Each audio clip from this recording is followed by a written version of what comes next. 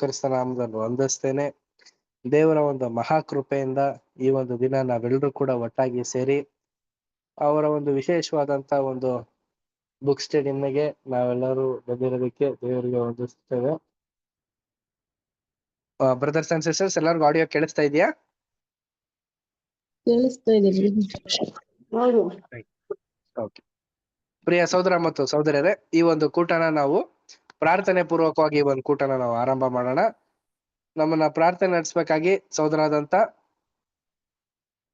ರವಿ ಬ್ರದರ್ನ ಕೇಳ್ಕೊಳ್ತೀನಿ. ರವಿ ಬ್ರದರ್, ಒಂದು ಓಪನಿಂಗ್ ಪ್ರೇಯರ್ ಮಾಡ್ತೀರಾ? ಮಾಡ್ತೀನಿ. Thank you. ಪ್ರಾರ್ಥನೆ ಮಾಡಿಕೊಳ್ಳೋಣ. ಪರಿಶುದ್ಧರು ಪರಿಶುದ್ಧರು ಪರಿಶುದ್ಧರು ಸರ್ವಶಕ್ತರು ಮಹೋನ್ನತರು ಆಗಿರುವ ನಮ್ಮ ಪ್ರೀತಿಯುಳ್ಳ ಪರಲೋಕದ ತಂದೆ ಯೆಹೋವ ದೇವರೇ, ಮತ್ತೊಂದು ವಾರ್ತೆ ನಿಮ್ಮ ನಾಮಕ್ಕೆ ನಾವೆಲ್ಲರೂ ಕೂಡ ಈ ಒಳ್ಳೆಯ ಸಮಯದಲ್ಲಿ ಕೃತಜ್ಞತೆ ಸಲ್ಲಿಸುವರಾಗಿದ್ದೇವೆ. ಇದೇ ಕಾಲದಿಂದ ನಮ್ಮೆಲ್ಲರನ್ನು ಕೂಡ ಕಾದು ಕಾಪಾಡಿ ಈ ಸಂಜೆ ವೇಳೆಯಲ್ಲಿ ಸ್ವಲ್ಪ ಸಮಯ ನಿಮ್ಮ ವಾಕ್ಯಗಳನ್ನ ಧ್ಯಾನ ಮಾಡುವಂತೆ ನೀವು ಕೊಟ್ಟಂತ ಮಹಾಕೃಪೆಗಾಗಿ ಸ್ತೋತ್ರ. ತಂದೆ ಆದೇವರೇ, ಈ ವಿಶೇಷವಾದ ಒಂದು ಸಮಯದಲ್ಲಿ ನಿಮ್ಮ ಮೆಮೋರಿಯಲ್ ಮೆಡಿಟೇಷನ್ ಎಂಬ ಒಂದು ವಿಷಯವಾಗಿ ದೇವರೇ ಮಾತನಾಡುವಾಗ ಸಹೋದರನು ಕೂಡ ವಿಶೇಷವಾಗಿ ಉಪಯೋಗಿಸ್ರಿ. ಅವರಿಗೂ ಕೂಡ ನಿಮ್ಮ ಪವಿತ್ರಾತ್ಮನ ಶಕ್ತಿಯನ್ನು ಕೊಟ್ಟು ನಡೆಸ್ರಿ. ಕೇಳುವಂತ ನಮಗೂ ಕೂಡ ದೇವರೇ ನಿಮ್ಮ ಪರಿಶುದ್ಧಾತ್ಮನ ಶಕ್ತಿಯನ್ನು ಕೊಟ್ಟು ನಾವು ಕೂಡ ಅರ್ಥ ಮಾಡಿಕೊಳ್ಳುವಂತ ಒಂದು ಮನಸ್ಸನ್ನು ಕೊಟ್ಟು ನಮ್ಮನ್ನು ಕೂಡ ನಡೆಸಿ ದೇವರೇ. ಈ ಕೂಟದ ಆರಂಭದಿಂದ ಹಿಡಿದು ಅಂತ್ಯದವರೆಗೂ ಯಾವುದೊಂದು ಅಡೆತಡೆ ಉಂಟಾಗದಾಗೆ ದೇವರೇ ನಮ್ಮೆಲ್ಲರ ಮಧ್ಯದಲ್ಲಿ ಇದ್ದು ನೀವು ನಮಗೆ ಸಹಾಯ ಮಾಡ್ರಿ. ಮತ್ತೆ ನಿಮ್ಮ ಪ್ರೀತಿ ಒಬ್ಬನ ಮಗನಾದ ದೇವಸ್ಥಾನ ಕ್ರಿಸ್ತನ ಹೆಜ್ಜೆಜಾಡಿನಲ್ಲಿ ಈ ಭೂಮಿಯಲ್ಲಿ ಹಿಡಿದು ಓಟ ಓಡುವಂತೆ ನಮಗೆ ಸಹಾಯ ಮಾಡ್ರಿ. ದೇವರೇ, ಈ ಎಲ್ಲಾ ಪ್ರಾರ್ಥನೆಯನ್ನು ನೀವು ಕೇಳಿದಕ್ಕಾಗಿ ನೀವು ಕೃತಜ್ಞತೆ ಸಲ್ಲಿಸುತ್ತಾ ಈ ಚಿಕ್ಕ ಪ್ರಾರ್ಥನೆಯನ್ನ ನಿಮ್ಮ ಪ್ರೀತಿಯ ಒಬ್ಬನೇ ಮಗನು, ನಮ್ಮ ಕರ್ತನು, ರಕ್ಷಕನು, ಒಡೆಯನು, ವಿಮೋಚಕನು ಆಗಿರುವ ನಜರೇತಿನ ಯೇಸು ಕ್ರಿಸ್ತನ ಪರಿಶುದ್ಧವಾದ ನಾಮದಲ್ಲಿ ಪ್ರಾರ್ಥಿಸಿ ಬೇಡಿ ಹೊಂದಿಕೊಂಡಿದ್ದೇವೆ ನಮ್ಮ ಪರಲೋಕದ ತಂದೆಯೇ. Amen. Thank you brother. Amen. Thank you brother. Okay brothers and sisters, ಎಲ್ಲರಿಗೂ ಪ್ರೆಸೆಂಟೇಶನ್ ಕಾಣಿಸ್ತಾ ಇದೆಯಾ? ಕಾಣಿಸ್ತಾ ಇದೆ. ಹೌದು ಹೌದು. Thank you.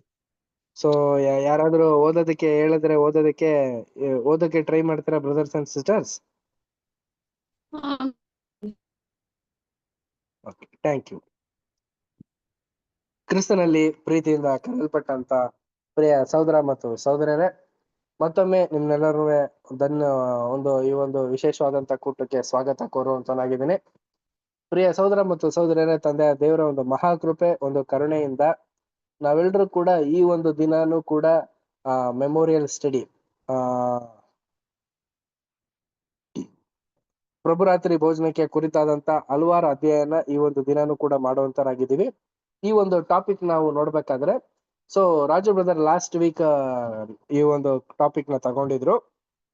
ಅದೇ ಒಂದು ಟಾಪಿಕ್ ನ ಕಂಟಿನ್ಯೂಷನ್ ಪಾಠನ ನಾವು ಈ ದಿನ ನೋಡ್ತಾ ಇದ್ದೀವಿ. ಪ್ರಿಯ ಸಹೋದರ ಮತ್ತು ಸಹೋದರರ, ಈ ಒಂದು ಆರಿಸ್ಕೊಂಡಂತ ಭಾಗ ಬಂದು ಮೆಮೋರಿಯಲ್ ಮೆಡಿಟೇಷನ್ ಅನ್ನೋ ಒಂದು ಪುಸ್ತಕದಿಂದ, ಅದರಲ್ಲಿ ಮೊದಲನೇ ಒಂದು ಪಾಠ ದ ಪಾಸ್ ಓವರ್ ಅನ್ನೋ ಒಂದು ಪಾಠದಿಂದ ಈ ಒಂದು ಪಾಠನ ನಾವು ಆರಂಭ ಮಾಡ್ತಾ ಇದೀವಿ. ಇದನ್ನ ಇಂಗ್ಲಿಷ್ ನಲ್ಲಿ ಕಂಪ್ಲಿಕೇಟಿವ್ ಕವರೇಜ್ ಅಂತ ಅನ್ಬಿಟ್ಟು ಹೇಳ್ತಾರೆ. ಅಂದ್ರೆ ಏನ್ ಇದ್ರ ಅರ್ಥ ಅಂತ ನಾವು ನೋಡ್ಬೇಕಾದ್ರೆ, ಸರ್ವಾಂಗ ಸಿದ್ಧತೆ ಅನ್ಬಿಟ್ಟು. ನಾವೆಲ್ಲರೂ ಕೂಡ ಸರ್ವಾಂಗವಾಗಿ ದೇವ್ರಿಗೆ ನಮ್ಮನ್ನು ಸಂಪೂರ್ಣವಾಗಿ ಒಪ್ಪಿಸ್ಕೊಟ್ಟಿರೋದ್ರಿಂದ ಈ ಒಂದು ಸಂಬಂಧಪಟ್ಟಂತ ಒಂದು ಪಾಠ. ಈ ಒಂದು ಪಾಠಕ್ಕೆ ಸಬ್ ಹೆಡ್ಡಿಂಗ್ ಏನಂತ ನಾವು ನೋಡ್ಬೇಕಾದ್ರೆ, ದ ಪ್ರಭು ರಾತ್ರಿ ಭೋಜನ, ದ ಪಾಸ್ ಓವರ್. ಇದು ರೀಪ್ರಿಂಟ್ ಅನ್ನೋ ಒಂದು ಪುಸ್ತಕದಿಂದ ಆರಿಸಲ್ಪಟ್ಟಿರೋದು. ರೀಪ್ರಿಂಟ್ ಪೇಜ್ ನಂಬರ್ 465ರಲ್ಲಿ ಈ ಒಂದು ಪಾಠ ಇದೆ. ಈ ಒಂದು ಪಾಠ ರಚನೆ ಮಾಡಿರೋರು ಯಾರು ಅಂದ್ರೆ ನಮ್ಮ ಹಿರಿಯ ಸಹೋದರಾದಂತ ರಜಲ್ ಬ್ರದರ್ ಅವರು. ಏಪ್ರಿಲ್ 1883ರಲ್ಲೇನೆ ಈ ಒಂದು ಪಾಠನ ಅವರು ರಚನೆ ಮಾಡಿದ್ರು ಪ್ರಿಯರೇ. ಅದನ್ನ ಈ ದಿನ ನಾವು ನೋಡುವಂತವರಾಗಿದ್ದೀವಿ ಪ್ರಿಯ ಸಹೋದರ ಮತ್ತು ಸಹೋದರಿಯರೇ. ಸರ್ವಾಂಗವಾಗಿ ದೇವರಿಗೆ ಒಪ್ಪಿಸ್ಕೊಡೋದು ಅಂತ ಅನ್ಬಿಟ್ಟು ನಾವು ನೋಡ್ಬೇಕಾದ್ರೆ, ಅದನ್ನ ನಾವು ಯಾವ ರೀತಿ ನಾವು ವ್ಯಕ್ತಪಡಿಸೋದಕ್ ಸಾಧ್ಯ ಅಂದ್ರೆ, ಈ ಒಂದು ಪ್ರಭುರಾತ್ರಿ ಭೋಜನಕ್ಕೆ ನಾವು ಆಚರಣೆ ಆಗೋದ್ರಿಂದ, ಪಾಲ್ದಾರ ಆಗೋದ್ರಿಂದ, ಈ ಒಂದು ಪಾಸ್ ಓವರ್ ಅಂತ ನಾವು ನೋಡ್ಬೇಕಾದ್ರೆ, ಮೊದಲನೇದಾಗಿ ನಮ್ಗೆಲ್ಲ ಗೊತ್ತು, ವಿಮೋಚನ ಕಾಂಡದಲ್ಲಿ ಯಾವ ರೀತಿ ಚೈತ್ರ ಮಾಸದಲ್ಲಿ 14 ದಿನಗಳಾದ ನಂತರ ಆ ಒಂದು ಕುರಿನ ಬಲಿ ಅರ್ಪಿಸೋದಂಥದ್ದು, ಈ ಒಂದು ಎಲ್ಲ ವಿಚಾರಗಳನ್ನ ನಾವು ನೋಡ್ಕೊಂಡು ಬಂದಿದೀವಿ ಪ್ರಿಯ ಸಹೋದರ ಮತ್ತು ಸಹೋದರರೇ. ಅದರಲ್ಲಿ ಮುಖ್ಯವಾಗಿ ಇವತ್ತಿನ ಒಂದು ವಿಚಾರ ಏನು ಅಂತ ನಾವು ನೋಡ್ಬೇಕಾದ್ರೆ, ಈ ಒಂದು ಆಚರಣೆಗೆ ಮೂಲ ಬದ್ಧರಾಗಿರೋಂತ ಈಬ್ರೂ ಫ್ಯಾಮಿಲಿಯವರು, ಯಾವ ರೀತಿ ಇದನ್ನ ಇಂಪಾರ್ಟೆನ್ಸ್ ಕೊಟ್ಟು ಯಾವ ರೀತಿ ಇದನ್ನ ಆಚರಣೆಗೆ ತರ್ತಿದ್ರು ಅನ್ನೋದನ್ನ ಈ ದಿನ ನಾವು ಸ್ಟಡಿ ಮಾಡೋ ಅರ್ಥ ಮಾಡ್ಕೊಳ್ಳೋಣ. ಸೊ ಮೊದಲನೇದಾಗಿ ಮೊದಲನೇ ಒಂದು ಕಾಂಟೆಕ್ಸ್ಟ್ ನ ನಮ್ಮ ಸಹೋದರಿ ಓದ್ತಾರೆ. ಇದನ್ನು ಎಂದಿನಂತೆ ಆಚರಿಸಲಾಗುತ್ತದೆ. ನಾವು ಇಲ್ಲಿಯವರೆಗೂ ಅನುಸರಿಸಿಕೊಂಡು ಬಂದಿರುವಂತೆಯೇ ಉಳಿಹಿಲ್ಲದ ರೊಟ್ಟಿ ಒಂದು ಮತ್ತು ದ್ರಾಕ್ಷಾರಸ ಬಳಸಿ ನಾವು ಅವುಗಳ ಮಹತ್ವ ಮತ್ತು ಅಮೂಲ್ಯದ ಬಗ್ಗೆ ಒಟ್ಟಿಗೆ ಮಾತನಾಡುತ್ತಾ ಮೊದಲನೇ ಕರ್ತನ ಭೋಜನ ಕ್ರಮದ ಉದಾಹರಣೆಯನ್ನು ಅನುಸರಿಸಲು ಪ್ರಯತ್ನಿಸಬೇಕು. ಫಸ್ಟ್ ಒನ್, ಹುಳಿ ಇಲ್ಲದ ರೊಟ್ಟಿಯನ್ನು ಯಾವುದೇ ಇಬ್ರಿಯ ಕುಟುಂಬದಿಂದ ಪಡೆದುಕೊಳ್ಳಬಹುದು. ಸಂಕೇತಗಳ ಮಹತ್ವ ಮುರಿಯಲ್ಪಟ್ಟ ರೊಟ್ಟಿ ಮತ್ತು ಪಾತ್ರೆಯ ಮಹತ್ವವನ್ನು ತೋರಿಸುವುದು ಕೆಲವರಿಗೆ ಪ್ರಯೋಜನಕಾರಿಯಾಗಬಹುದು. ರೊಟ್ಟಿಯ ಬಗ್ಗೆ ಏಸು ಹೀಗೆ ಹೇಳಿದನು, ಇದು ನನ್ನ ದೇಹ, ಅಂದರೆ ಅದು ಆತನ ದೇಹವನ್ನು ಸೂಚಿಸುತ್ತದೆ. ನಮಗಾಗಿ ಮುರಿಯಲ್ಪಟ್ಟ ಅಥವಾ ಯಜ್ಞವಾಗಿ ಅರ್ಪಿಸಲ್ಪಟ್ಟ ಅವನ ಮಾನವ ದೇಹವನ್ನು ಪ್ರತಿನಿಧಿಸುತ್ತದೆ. ಅವನು ತನ್ನನ್ನು ನಮಗಾಗಿ ತನ್ನ ಮಾನವ ದೇಹವನ್ನು ಯಜ್ಞವಾಗಿ ಅರ್ಪಿಸದೆ ಹೋಗಿದ್ದರೆ ನಮಗೆ ಎಂದಿಗೂ ಮರಣದಿಂದ ಬಿಡುಗಡೆ ಸಿಗುತ್ತಿರಲಿಲ್ಲ, ಭವಿಷ್ಯದ ಜೀವನವನ್ನು ಎಂದಿಗೂ ಪಡೆಯಲು ಸಾಧ್ಯವಾಗುತ್ತಿರಲಿಲ್ಲ. ಅವನು ಹೇಳಿದಂತೆ, ನೀವು ಮನುಷ್ಯಕುಮಾರನ ಮಾಂಸವನ್ನು ತಿನ್ನದೇ ಹೋದರೆ ನಿಮ್ಮೊಳಗೆ ಜೀವವಿಲ್ಲ. ಯೋಹಾನ 6ನೇ ಅಧ್ಯಾಯ 53ನೇ ವಚನ. Thank you. ಮತ್ತೆ ಕಂಟಿನ್ಯೂ ಮಾಡ್ತಾರಂತೆ. ಪ್ರಿಯರೇ, ಇದ್ರ ಬಗ್ಗೆ ನಾವು ಮಾಹಿತಿನ ತಿಳ್ಕೊಳ್ಳೋಣ. ನೋಡಿ ಪ್ರಿಯ ಸಹೋದರ ಮತ್ತು ಸಹೋದರಿಯರೇ, ಲಾಸ್ಟ್ ಕ್ಲಾಸ್ ಅಲ್ಲಿ ನಿಮ್ಗೆ ಎಲ್ಲಾ ರೀತಿಯ ಒಂದು ಮಾಹಿತಿನ ಕೊಟ್ಟಿರ್ತಾರೆ. ವೈನ್ ಅಂದ್ರೆ ದ್ರಾಕ್ಷ ರಸದ ಒಂದು ಮಾಹಿತಿನ ಕೊಟ್ಟಿರ್ತಾರೆ. ಈಗ ನಾವು ಈ ಒಂದು ಅನ್ಲಿವಿಂಗ್ ಬ್ರೀತ್ ಅಂತ ನಾವು ನೋಡ್ಬೇಕಾದ್ರೆ ಈ ಒಂದು ಹೀಬ್ರೂ ಫ್ಯಾಮಿಲಿ, ಹೀಬ್ರೂ ಜನಾಂಗಕ್ಕೆ ಸೇರಲ್ಪಟ್ಟಂತ ಈ ಒಂದು ಫ್ಯಾಮಿಲಿಗಳಾಗಿರುವಂತ ಇಬ್ರಿಯರು ಏನ್ ಮಾಡ್ತಾ ಇದ್ರು ಅಂತಂದ್ರೆ ಈ ಒಂದು ಇಂಪಾರ್ಟೆನ್ಸ್ ಆಗಿರುವಂತ ಒಂದು ವಿಚಾರಗಳನ್ನ ಮೆಡಿಟೇಟ್ ಮಾಡ್ತಾ ಇದ್ರಂತೆ. ಏನೇನ್ ಮೆಡಿಟೇಟ್ ಮಾಡ್ತಾ ಇದ್ರು? ಈ ಒಂದು ಪಾಯಿಂಟ್ ನ ನಮ್ಗೆ ಸ್ಯಾಕ್ರಿಫಿಕೇಶನ್ ಬಗ್ಗೆ, ಅಂದ್ರೆ ಸ್ವಯಂ ಪ್ರೇರಿತವಾಗಿ ದೇವರಿಗೆ ಒಪ್ಪಿಸಿಕೊಡುವಂತ ಒಂದು ವಿಚಾರ, ಅದ್ರ ಬಗ್ಗೆ ನಮ್ಗೆ ಹೇಳ್ತಾರೆ. ಮತ್ತೆ ಆ ಒಂದು ಪಾತ್ರೆಯ ಒಂದು ಮಾಹಿತಿನ ನಮ್ಗೆ ಇಲ್ಲಿ ತಿಳಿಸ್ಕೊಡ್ತಾ ಇದ್ದಾರೆ ಪ್ರಿಯ ಸಹೋದರ ಮತ್ತು ಸಹೋದರರೇ. ಯೇಸು ಕ್ರಿಸ್ತರು ಹೇಳ್ತಾ ಇದ್ದಾರೆ ಏನಂದ್ರೆ, ಈ ಒಂದು ರೊಟ್ಟಿನ ತಿನ್ನೋದು ಯಾವುದಕ್ಕೆ ಹೋಲಿಕೆ ಆಗಿದೆ ಅಂತಂದ್ರೆ ನನ್ನ ಒಂದು ಮಾಂಸನ ತಿನ್ನೋದಕ್ಕೆ ಹೋಲಿಕೆ ಆಗಿದೆ ಅನ್ಬಿಟ್ಟು ಹೇಳ್ತಾ ಇದ್ದಾರೆ. ಯಾವ ಒಂದು ಮನುಷ್ಯ ಈ ಒಂದು ರೊಟ್ಟಿನ ತಿಂತಾನೋ ಅವನು ದೇವರಿಗೆ ಸಮರ್ಪಣೆ ಆಗಿರುವಂತೆ ಅವನಲ್ಲಿ ದೇವರಿಗೆ ಸಮೃದ್ಧಿ ಆದಂತ ರೀತಿಯಲ್ಲಿ ಸಮರ್ಪಣೆನ ಹೊಂದಿರುವಂತಗೆ ಹೋಲಿಕೆ ಆಗಿದೆ. ಅದೇ ರೀತಿಯಾಗಿ ಪ್ರಿಯ ಸಹೋದರ ಮತ್ತು ಸಹೋದರರೇ, ಅವನು ರಿಸರೆಕ್ಷನ್ ಫಾರ್ ಡೆತ್ ಅಂದ್ರೆ ಏನು, ಮರಣನ ಒಂದು ಆದ ನಂತರ ಮತ್ತೆ ಅವನು ಮರಣದಿಂದ ಮತ್ತೆ ಎದಳೋದಕ್ಕೆ ಒಂದು ಸೂಚಕ, ಒಂದು ಸಾಂಶಯಿಕವಾದಂತ ಒಂದು ಹಂತಕ್ಕೆ ಹೋಲೋದೇ ಈ ಒಂದು ಸಿಂಬಾಲಿಕ್ ಆಗಿ ಹೇಳಿರುವಂತ ಒಂದು ಪ್ರಭುರಾತ್ರಿ ಭೋಜನ. ಪ್ರಿಯ ಸಹೋದರ ಮತ್ತು ಸಹೋದರರೇ, ಹಾಗೇನೆ ಪ್ರಿಯ ಸಹೋದರ ಮತ್ತು ಸಹೋದರಿಯರೇ, ಈ ಒಂದು ಪಾತ್ರೆಯಿಂದ ತಿನ್ನುವಂತ ಪ್ರತಿಯೊಬ್ಬ ಮನುಷ್ಯನೂ ಈ ದೇವರಿಂದ ಕಳಿಸಲ್ಪಟ್ಟಿರುವಂತ ದೇವರ ಕೃಪೆಯಿಂದ ಬಂದಂತ ಮನುಷ್ಯನಿಗೆ ಹೋಲಿಕೆ ಅಂತ ಅನ್ಬಿಟ್ಟು ಹೇಳ್ತಾ ಇದಾರೆ. ನೋಡಿ, ವಾಕ್ಯನು ಕೂಡ ನಮ್ಗೆ ಇಲ್ಲಿ ಕೋಟ್ ಮಾಡ್ತಾರೆ ನೋಡಿ. ಯೋಹಾನ 6ನೇ ಅಧ್ಯಾಯ 53ನೇ ವಚನ ಓದಿ.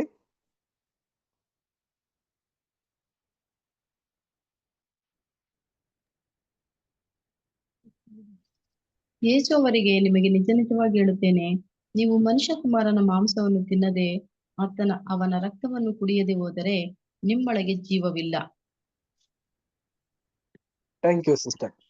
ನೋಡಿ, ನಮ್ಮೆಲ್ಲರಿಗೂ ಒಂದು ಕಿವಿ ಮಾತು ಮತ್ತೆ ಒಂದು ಒಡಂಬಡಿಕೆನ ಯೇಸು ಕ್ರಿಸ್ತರು ಹಂಚ್ತಾ ಇದ್ದಾರೆ. ಪ್ರಿಯರೇ, ಯಾರು ಯೇಸು ಕ್ರಿಸ್ತನ ನಂಬಿದೀವಿ ಅಂತ ಅನ್ಬಿಟ್ಟು ನಾವು ಸಾಂಕೇತಿಕವಾಗಿ ನಾವು ಹೇಳ್ಬೇಕಾದ್ರೆ ಅವರ ಒಂದು ದೇಹ ಮತ್ತೆ ಅವರ ಒಂದು ರಕ್ತಕ್ಕೆ ಹೋಲಿಕೆ ಆಗಿರುವಂತ ದ್ರಾಕ್ಷಾರಸ ಮತ್ತೆ ರೊಟ್ಟಿನ ತಿನ್ನೋದು ಸೂಚನೆಯಾಗಿರುತ್ತೆ.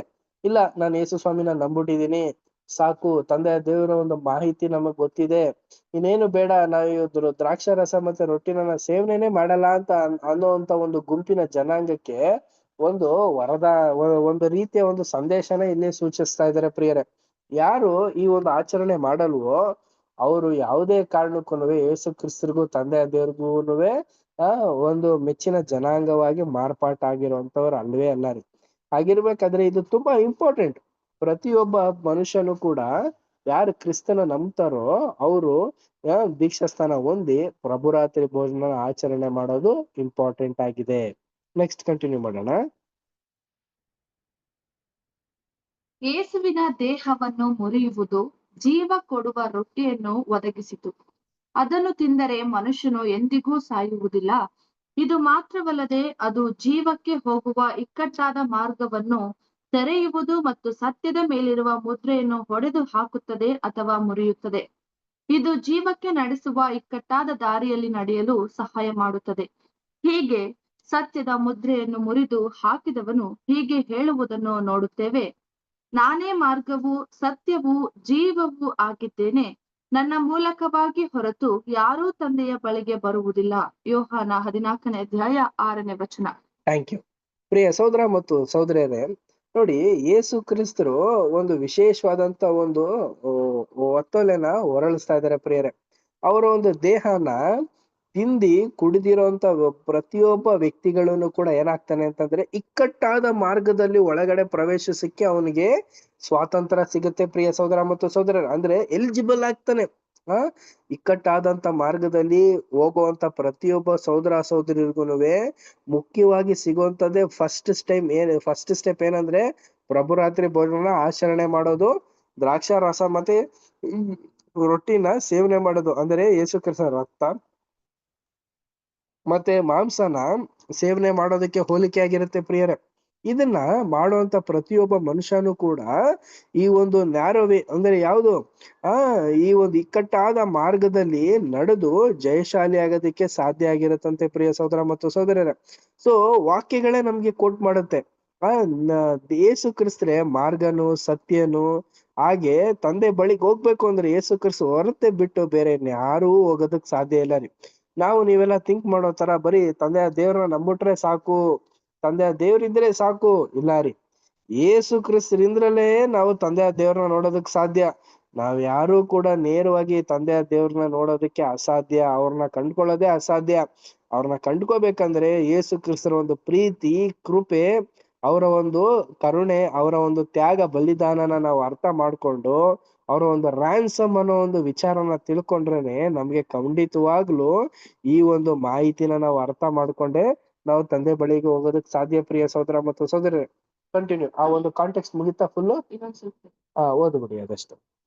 ಆದ್ದರಿಂದ ನಾವು ಮುರಿಯಲ್ಪಟ್ಟ ರೊಟ್ಟಿಯನ್ನು ತಿನ್ನುವಾಗ ಆತನು ಮರಣ ಹೊಂದದೆ ಹೋಗಿದ್ದರೆ, ನಮಗಾಗಿ ಮುರಿಯಲ್ಪಡದೆ ಹೋಗಿದ್ದರೆ ನಾವು ಎಂದಿಗೂ ತಂದೆಯ ಬಳಿಗೆ ಬರಲು ಸಾಧ್ಯವಾಗುತ್ತಿರಲಿಲ್ಲ. ಮತ್ತು ಆದಾಮನ ಪಾಪ ಮತ್ತು ಮರಣದ ಶಾಪದಡಿಯಲ್ಲಿ ಶಾಶ್ವತವಾಗಿ ಉಳಿಯುತ್ತಿದ್ದೆವು. ಮತ್ತು ನಮಗೆಂದಿಗೂ ಆ ಮಾರ್ಗ, ಸತ್ಯ, ಜೀವದ ಅಥವಾ ತಂದೆಯ ಪರಿಚಯ ಆಗುತ್ತಿರಲಿಲ್ಲ ಎಂಬುದನ್ನು ನಾವು ಅರಿತುಕೊಳ್ಳಬೇಕು. ಮುಗಿತಾ?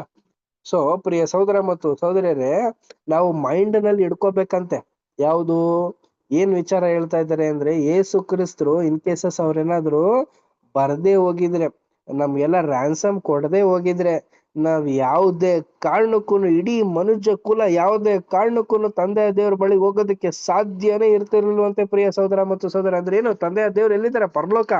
ಆ ಒಂದು ಪರಲೋಕಕ್ಕೆ ಹೋಗೋದಕ್ಕೆ ಯಾರ ಕೈಯಲ್ಲೂ ಆಗ್ತಿರಲ್ಲ ಪ್ರಿಯರೇ. ಯೇಸು ಕ್ರಿಸ್ತರೇ ಮಾರ್ಗ ಪ್ರಿಯರೇ, ಯೇಸು ಕ್ರಿಸ್ತರೇ ಸತ್ಯ. ಆದ್ರಿಂದಲೇ ನಾವೆಲ್ಲರೂ ಕೂಡ ತಂದೆಯ ದೇವ್ರನ್ನ ನೋಡೋದಕ್ಕೆ, ಅವ್ರನ್ನ ಅವರ ಒಂದು ವಿಚಾರಗಳನ್ನ ತಿಳ್ಕೊಳ್ಳೋದಕ್ಕೆ ನಾವೆಲ್ಲರೂ ಕೂಡ ಆತುರತೆಯಿಂದ ಇದೀವಿ ಪ್ರಿಯ ಸಹೋದರ ಮತ್ತು ಸಹೋದರ. ಇದನ್ನೆಲ್ಲ ನಾವು ಥಿಂಕ್ ಮಾಡ್ಬೇಕಾದ್ರೆ ಯೇಸು ಕ್ರಿಸ್ತ ಎಷ್ಟು ಧನ್ಯವಾದ ನಾವು ಅರ್ಪಿಸಿದ್ರು ಸಾಲದಿಲ್ಲ ಪ್ರಿಯ ಸಹೋದರ ಮತ್ತು ಸಹೋದರರು. ನೋಡಿ, ಪಾಪದ ಪಾಲದಲ್ಲಿ ನಾವೆಲ್ಲ ಏನಾಗೋಗಿದೀವಿ ಅಂತಂದ್ರೆ ಕುರಿಗಳ ರೀತಿಯಲ್ಲಿ ಮರಣಕ್ಕೆ ಹೋಗ್ತಾ ಇದೀವಿ ಪ್ರಿಯರೇ. ನಮ್ಗೆ ಮಾರ್ಗದರ್ಶಿ ಅಂದ್ರೆ ಕುರುಬ ನಾಗಿರುವಂತ ಯೇಸು ಕ್ರಿಸ್ತರು ಮಾರ್ಗ ತೋರಿಸ್ದಾಗ್ಲೇನೆ ಆ ಕುರಿಗಳೆಲ್ಲ ಪಾಪನ ಬಿಟ್ಟು ಒಂದೊಳ್ಳೆ ನೀತಿವಂತರಾಗೋದಕ್ ಸಾಧ್ಯ. ಹಾಗೇನೆ ನಮ್ಮನ್ನ ಮರಣದ ಪಾಲದಿಂದ ಯೇಸು ಕ್ರಿಸ್ತರು ಏನ್ ಮಾಡಿದ್ದಾರೆ ಅಂತಂದ್ರೆ ಸತ್ಯದ ಮಾರ್ಗಕ್ಕೆ ತಂದಿದ್ದಾರೆ. ನಾವ್ ಎಷ್ಟೇ ಕೃತಜ್ಞತೆ ಸಲ್ಲಿಸಿದ್ರು ಸಾಲೋದೇ ಇಲ್ಲ. ಸೊ ನೆಕ್ಸ್ಟ್ ಪ್ಯಾರ ನಾವು ರೀಡ್ ಮಾಡೋಣ, ನೆಕ್ಸ್ಟ್ ಕಾಂಟೆಕ್ಸ್ಟ್ ರೀಡ್ ಮಾಡೋಣ. ನೆಕ್ಸ್ಟ್ ಯಾರಿಗಾದ್ರೂ ಕಾಣಿಸ್ತಾ ಇದೆಯಾ? ಯಾರು ಓದ್ತೀರಾ ನೆಕ್ಸ್ಟ್ ಪ್ಯಾರ? ಓದ್ಬೇಕಾ ಬ್ರದರ್? ಓದಿ ಸಿಸ್ಟರ್, ಕಾಣಿಸ್ತಾ ಇದೆ ಅಲ್ವಾ? ನೆಕ್ಸ್ಟ್ ಅದೇ ದೈವಿಕ ಪ್ರಕಟಣೆ ಅಲ್ವಾ? ಅಲ್ಲ, ಇನ್ನೊಂದು ಆಲೋಚನೆ ಏನೆಂದರೆ ಅಂತ ಅನ್ಬಿಟ್ಟಿದೆಯಲ್ಲ ಅದು. ಸರಿ ಸರಿ. ಇನ್ನೊಂದು ಆಲೋಚನೆ ಏನೆಂದರೆ ಆ ರೊಟ್ಟಿ ಹುಳಿ ಇಲ್ಲದಾಗಿತ್ತು, ಹುಳಿ ಇಲ್ಲದೆ ಇತ್ತು. ಹುಳಿ ಎಂದರೆ ಕೊಳೆಯುವ ಅವಸ್ಥೆ, ಕೊಳೆಯುವಿಕೆಯು ಅಥವಾ ವಿಘಟನೆಯ ಅಂಶ. ಹುಳಿ ಪಾಪಕ್ಕೆ ಛಾಯೆ ಮತ್ತು ಮಾನವ ಕುಲದಲ್ಲಿ ಪಾಪವು ಕೊಳೆಯುವಿಕೆ, ವಿಘಟನೆ ಮತ್ತು ಸಾವಿನ ಅವಸ್ಥೆಗೆ ದೂಡುವ ಕೆಲಸ ಮಾಡುತ್ತದೆ.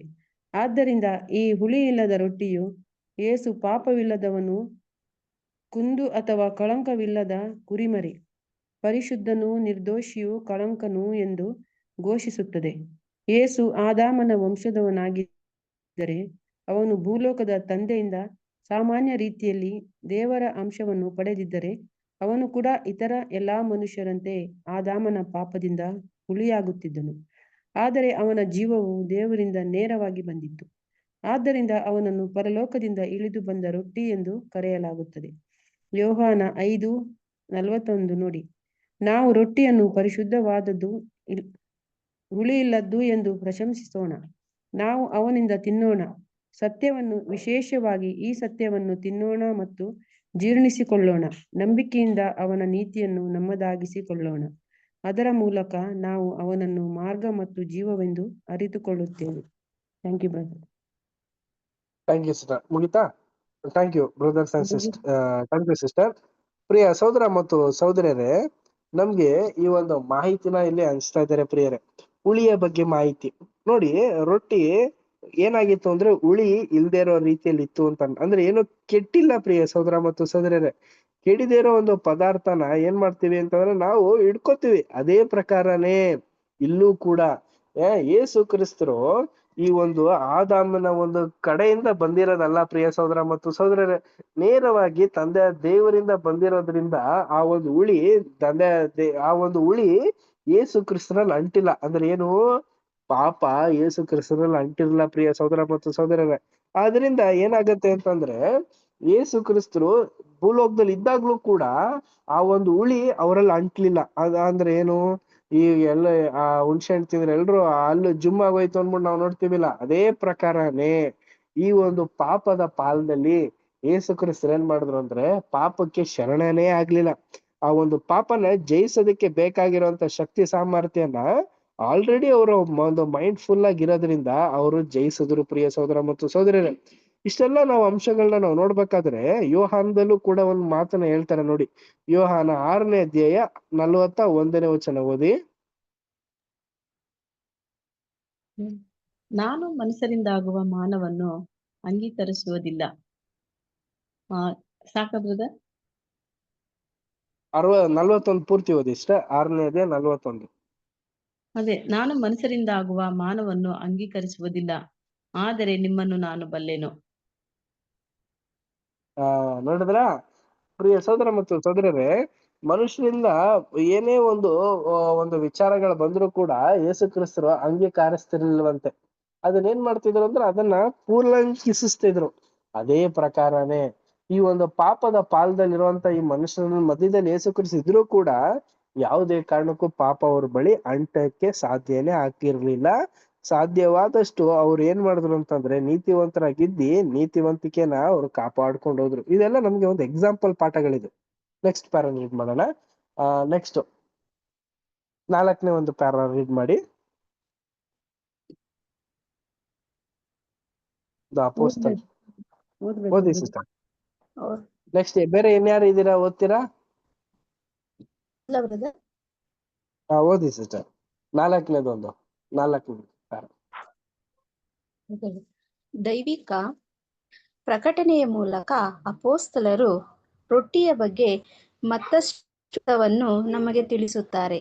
ಮತ್ತು ರೊಟ್ಟಿಯು ನಮ್ಮ ಶಿರಸ್ಸಾಗಿ ಯೇಸುವನ್ನು ವ್ಯಕ್ತಿಗತವಾಗಿ ಸೂಚಿಸುವುದು ಮಾತ್ರವಲ್ಲದೆ, ನಾವು ಈ ರೀತಿಯಾಗಿ ಅವನಲ್ಲಿ ಪಾಲ್ಗೊಂಡ ನಂತರ ನಾವು ಪ್ರತಿಷ್ಠೆಗೊಳ್ಳುವುದರ ಮೂಲಕ ಲೋಕಕ್ಕಾಗಿ ಮುರಿಯಲ್ಪಟ್ಟ ಲೋಕಕ್ಕೆ ಆಹಾರವಾಗಲು ಆ ಒಂದು ರೊಟ್ಟಿಯ ಒಂದು ದೇಹದ ಭಾಗಗಳಾಗಿ ಆತನೊಂದಿಗೆ ಮಾಡಿ.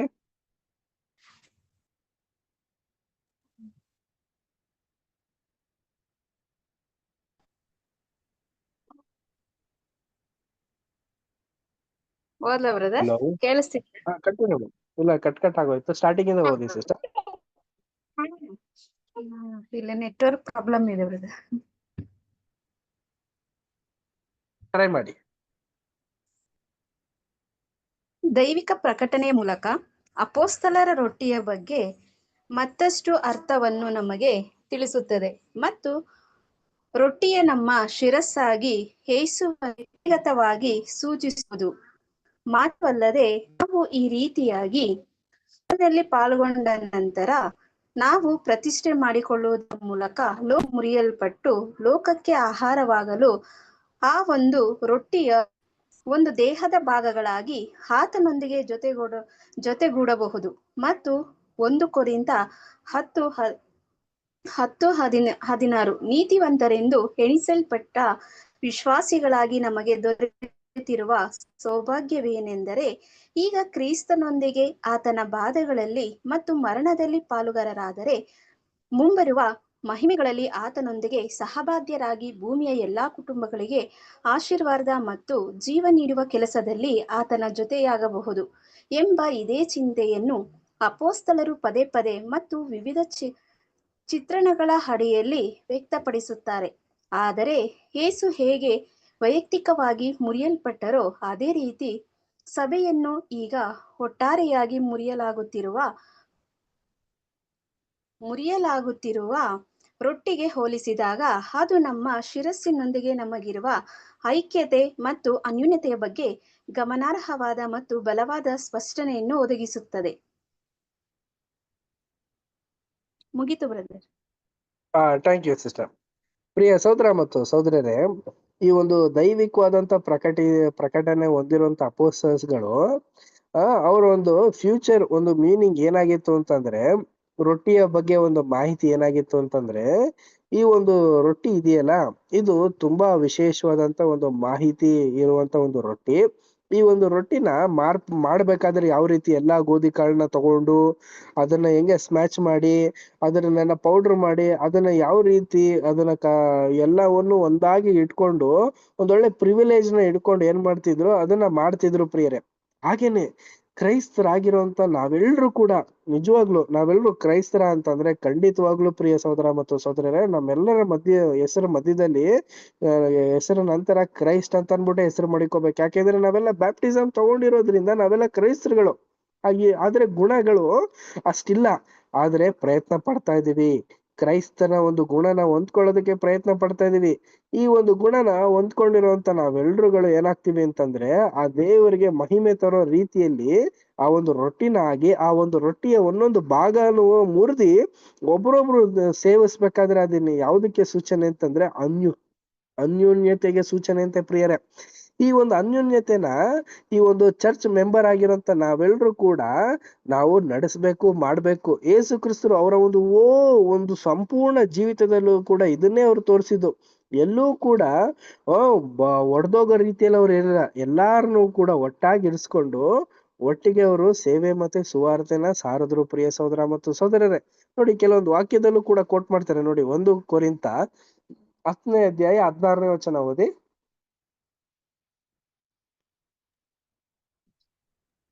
ನಾವು ದೇವಸ್ತೋತ್ರ ಮಾಡಿ ಪಾತ್ರೆಯಲ್ಲಿ ಪಾನ ಮಾಡುವುದು ಕ್ರಿಸ್ತನ ರಕ್ತದಲ್ಲಿ ಪಾಲುಗಾರರಾಗಿದ್ದೇವೆಂಬುದನ್ನು ಸೂಚಿಸುತ್ತದಲ್ಲವೇ? ನಾವು ರೊಟ್ಟಿಯನ್ನು ಮುರಿದು ತಿನ್ನುವುದು ಕ್ರಿಸ್ತನ ದೇಹದಲ್ಲಿ ಪಾಲುಗಾರರಾಗಿದ್ದೇವೆಂಬುದನ್ನು ಸೂಚಿಸುತ್ತದಲ್ಲವೇ? Thank you.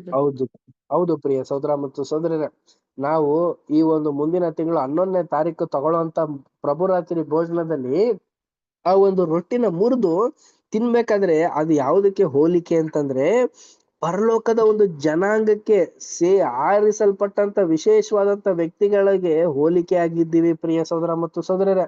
ಆ ಒಂದು ಪಾತ್ರೆಯಲ್ಲಿ ದ್ರಾಕ್ಷಾರಸ ಸೇವನೆ ಮಾಡ್ಬೇಕಾದ್ರೆ ಪ್ರಿಯರೇ, ಇಂಥ ಮಹಿಮೆ ಉಳ್ಳ ಒಂದು ಕರಿವಿಕೆಗೆ ನಾವೆಲ್ಲರೂ ಯೋಗ್ಯರಾಗಿದ್ದೀವಿ, ಎಣಿಸಲ್ಪಟ್ಟಿದ್ದೀವಿ ಅಂತ ಅನ್ಬಿಟ್ಟು ಸೂಚನೆ ಪ್ರಿಯರೇ.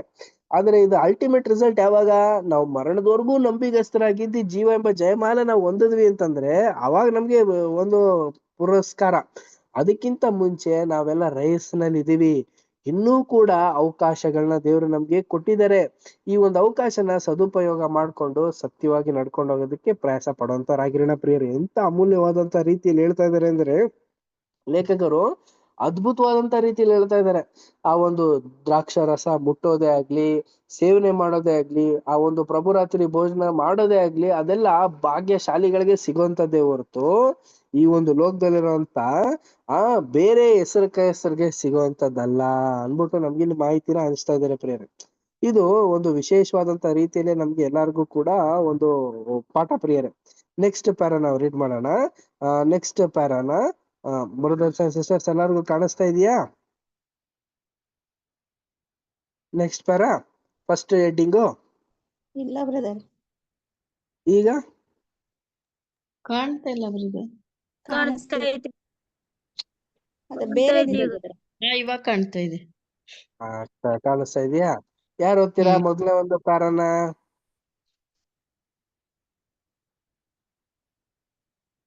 ಬೇರೆ ಯಾರಾದ್ರೂ ಬ್ರದರ್ಸ್ ಅಂಡ್ ಸಿಸ್ಟರ್ಸ್ ಟ್ರೈ ಮಾಡ್ತೀರಾ ಓದೋದಿಕ್ಕೆ? ಇದೆಲ್ಲ ಒಂದು ಒಳ್ಳೆ ಆಶೀರ್ವಾದ ಇದ್ದ ಹಾಗೆ, ಓದಿ. ಓದ್ಲಾ ಬ್ರದರ್? ಓದಿ ಸಿಸ್ಟರ್. ಆತನು ಹೇಳುವುದೇನೆಂದರೆ, ರೊಟ್ಟಿಯು ಒಂದೇ ಆಗಿರುವುದರಿಂದ ಅನೇಕರಾಗಿರುವ ನಾವು ಒಂದೇ ದೇಹದಂತಿದ್ದೇವೆ. ಯಾಕಂದರೆ ನಾವೆಲ್ಲರೂ ಆ ಒಂದೇ ರೊಟ್ಟಿಯಲ್ಲಿ ಪಾಲು ತಕ್ಕೊಂಡು ತಿನ್ನುತ್ತೇವೆ. ನಾವು ರೊಟ್ಟಿಯನ್ನು ಮುರಿದು ತಿನ್ನುವುದು ಕ್ರಿಸ್ತನ ದೇಹದಲ್ಲಿ ಪಾಲುಗಾರರಾಗಿದ್ದೇವೆಂಬುದನ್ನು ಸೂಚಿಸುತ್ತದಲ್ಲವೇ?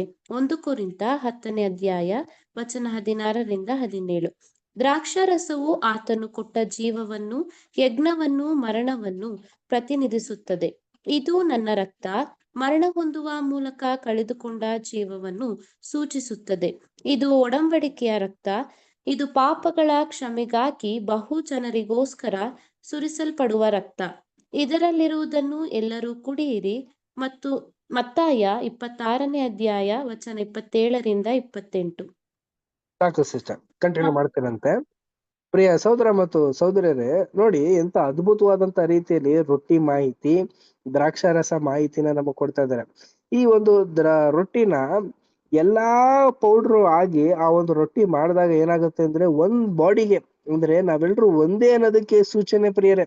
ಈಗ ನಾನೇ ಆಗ್ಲಿ, ನೀವೇ ಆಗ್ಲಿ, ಬೇರೆ ಎಲ್ಲೆಲ್ಲಾ ಕರ್ನಾಟಕದಲ್ಲಿ ಮೂಲೆಯಲ್ಲಿರುವಂತ ಎಲ್ಲಾ ಸಹೋದರ ಸಹೋದರರು ಕೂಡ ಆನ್ಲೈನ್ ಅಲ್ಲಿ ಜಾಯ್ನ್ ಆಗಿದ್ದೀವಿ. ಈಗ ನೋಡ್ಬೇಕಾದ್ರೆ ನಾವೆಲ್ಲ ಏನಾಗಿದ್ದೀವಿ ಅಂದ್ರೆ ಒಂದೇ ಪ್ರಿಯ ಸಹೋದರ ಮತ್ತು ಸಹೋದರರ. ಆ ಒಂದು ರೊಟ್ಟಿನ ಸೇವನೆ ಮಾಡ್ಬೇಕಾದ್ರೆ ನಾವೆಲ್ಲ ಒಂದೇ ಏಜ್ ನಲ್ಲೇ ಆಗ್ಲಿ, ಒಂದು ವಯಸ್ಸಿನಲ್ಲೇ ಆಗ್ಲಿ, ದೊಡ್ಡವರು ಚಿಕ್ಕವರು ಅಂತ ಇಲ್ಲಿ ಲೆಕ್ಕ ಬರಲ್ಲ. ಎಲ್ರೂ ಕೂಡ ಒಂದೇ, ನಾವೆಲ್ರೂ ಐಕ್ಯತೆಯಿಂದ ನೆಲೆ ಊರಿರುವಂತ ಮಕ್ಕಳು ಅಂತ ಅನ್ಬಿಟ್ಟು ಸೂಚನೆ ಪ್ರಿಯರೇ. ಈ ಒನ್ನೆಸ್ ಅನ್ನೋದು ಇಡೀ ಪ್ರಪಂಚದಲ್ಲಿ ಇದೆಯಾ ಅಂತಂದ್ರೆ ಎಲ್ಲೂ ಸಿಗಲ್ಲ. ಈ ಒಂದು ಚಟುವಟಿಕೆಯಲ್ಲಿ ಮಾತ್ರ ಸಿಗೋದಕ್ ಸಾಧ್ಯ. ಇದು ಕೊಟ್ಟಿರೋದು ಯಾರು? ಯೇಸು ಕ್ರಿಸ್ತರು. ನೋಡಿ ವಾಕ್ಯ ನೋಡಿ ಎಷ್ಟು ಬ್ಯೂಟಿಫುಲ್ ಆಗಿ ಹೇಳ್ತಾರೆ. 1 ಕೊರಿಂಥ 10ನೇ ಅಧ್ಯಾಯ 16 ಮತ್ತೆ 17ನೇ ವಚನ ಓದಿ.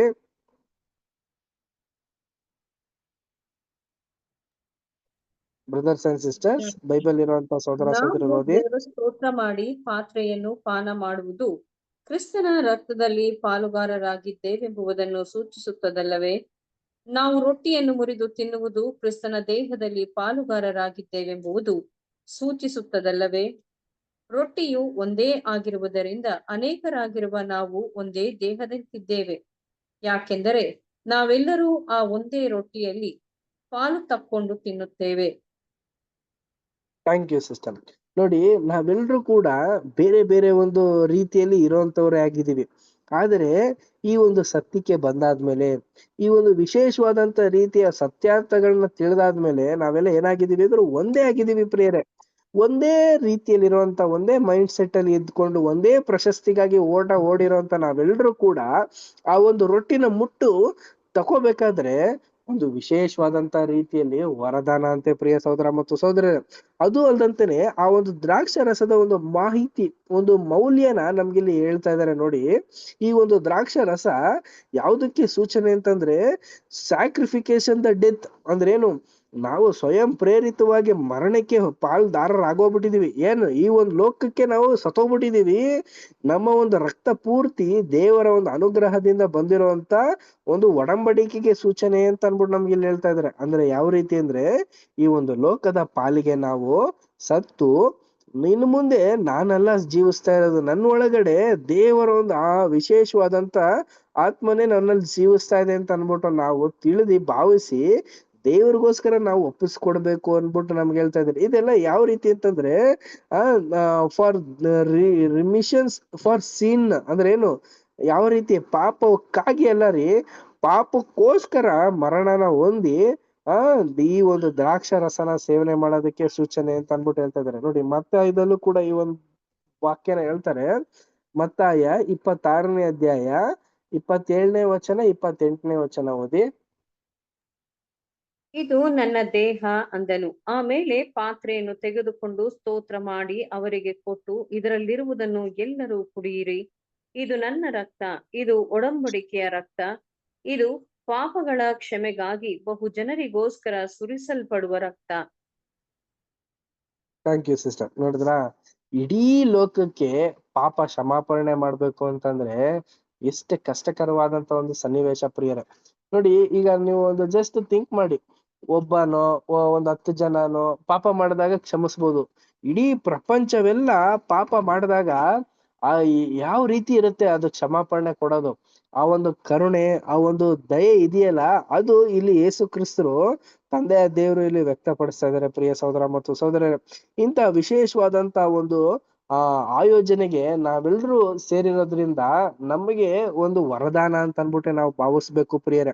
ಈ ಒಂದು ವಿಶೇಷವಾದಂತ ರೀತಿಯಲ್ಲಿ ನಾವೆಲ್ಲರೂ ಕೂಡ ಭಯಭಕ್ತಿಯಿಂದ ಈ ಒಂದು ದ್ರಾಕ್ಷಾರಸ ಮತ್ತೆ ರೊಟ್ಟಿನ ಸೇವನೆ ಮಾಡೋಣ. ನೆಕ್ಸ್ಟ್ ಪ್ಯಾರ ರೀಡ್ ಮಾಡೋಣ. ಸಿಸ್ಟರ್ ಕಂಟಿನ್ಯೂ ಮಾಡ್ತೀರಾ? ಆ ಒಂದು ಪ್ಯಾರ ಪೂರ್ತಿ ಮಾಡ್ಬಿಡಿ. ಆದಾಮ ಜನಾಂಗವು ಪಾಪದಿಂದಾಗಿ ಕಳೆದುಕೊಂಡಿದ್ದ ಜೀವಕ್ಕೆ ಆತನು ತನ್ನ ಜೀವವನ್ನು ವಿಮೋಚನಾ ಕ್ರಮವಾಗಿ ನೀಡಿದ್ದರಿಂದ ಮನುಷ್ಯರಿಗೆ ಜೀವಿಸುವ ಹಕ್ಕು ಬಂತು. ರೋಮಾಪುರ 5ನೇ ಅಧ್ಯಾಯ ವಚನ 18ರಿಂದ 19. ಏಸು ಸುರಿಸಿದ ರಕ್ತವು ಎಲ್ಲರಿಗೂ ವಿಮೋಚನಾ ಕ್ರಯಧನವಾಗಿತ್ತು. ಆದರೆ ಆತನು ಪಾತ್ರೆಯನ್ನು ಶಿಷ್ಯರಿಗೆ ಕೊಟ್ಟು ಅದರಲ್ಲಿ ಕುಡಿಯಲು ಅವರಿಗೆ ಹೇಳಿದ್ದು ಅವರು ತನ್ನ ಕಷ್ಟಗಳಲ್ಲಿ ಪಾಲುಗೊಳ್ಳುವಂತೆ ಅವರಿಗೆ ನೀಡಿದ ಆಹ್ವಾನವಾಗಿತ್ತು. ಅಥವಾ ಪೌಲನು ಹೇಳುವಂತೆ ಕೊಲೊಸ್ಸೆ 1ನೇ ಅಧ್ಯಾಯ 24ರಲ್ಲಿ, ಕ್ರಿಸ್ತನ ಸಂಕಟಗಳೊಳಗೆ ಇನ್ನೂ ಉಳಿದದ್ದನ್ನು ಸಭೆಯೆಂಬ ಆತನ ದೇಹಕ್ಕೋಸ್ಕರ ಶರೀರದಲ್ಲಿ ಅನುಭವಿಸಿ ತೀರಿಸುವುದಕ್ಕೆ ಆತನು ನೀಡಿದ ಆಹ್ವಾನವಾಗಿತ್ತು. 1 ಕೊರಿಂಥ 10ನೇ ಅಧ್ಯಾಯ 16ನೇ ವಚನ. ನಾವು ದೇವಸ್ತೋತ್ರ ಮಾಡಿ ಪಾತ್ರೆಯಲ್ಲಿ ಪಾನ ಮಾಡುವುದು ಕ್ರಿಸ್ತನ ರಕ್ತದಲ್ಲಿ ಸುರಿಸಲ್ಪಟ್ಟಂತ ರಕ್ತ, ಅಂದರೆ ಮರಣದಲ್ಲಿ ಪಾಲುಗಾರರಾಗಿದ್ದೇವೆಂಬುದನ್ನು ಸೂಚಿಸುತ್ತದಲ್ಲವೇ?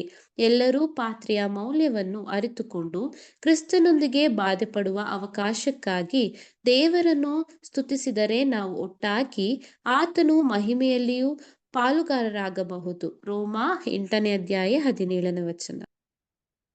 Thank you sister. ಪ್ರಿಯ ಸಹೋದರ ಮತ್ತು ಸಹೋದರಿಯರೇ, ಇಲ್ಲಿ ಬಹುತೇಕ ಮಾಹಿತಿಗಳನ್ನ ನಮ್ಗೆ ಹಂಚ್ತಾ ಇದ್ದಾರೆ ಪ್ರಿಯರೇ.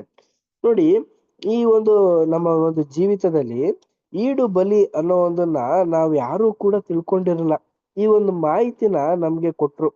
ಒಂದು ಆದಾಮ ಇದ್ದಂತ ಒಂದು ಓಟದಲ್ಲಿ ಅವರು ಬಿದ್ದೋದ್ರು, ಬಟ್ ನೀವೆಲ್ಲರೂ ಕೂಡ ಆ ಒಂದು ಓಟದಲ್ಲಿ ನೆಲೆ ಊರಿಸಿದ್ದಾರೆ ಪ್ರಿಯರೇ. ಇದಕ್ಕೆ ವಿಶೇಷವಾದಂತ ರೀತಿಯಲ್ಲಿ ಹೇಳ್ಬೇಕಾದ್ರೆ ನಮ್ಮ ಒಂದು ಲೈಫ್ ನ ದೇವರು ಒಂದು ವಿಶೇಷವಾದಂತ ರೀತಿಯಲ್ಲಿ ನಡ್ಸ್ಕೊಂಡು ಹೋಗ್ತಾ ಇದಾರೆ ಅನ್ಬಿಟ್ಟು ಮಾಹಿತಿ ಕೊಡ್ತಾ ಇದಾರೆ. ನೋಡಿ, ರೋಮಾಪುರದಲ್ಲೂ ಕೂಡ ಹೇಳ್ತಾರೆ.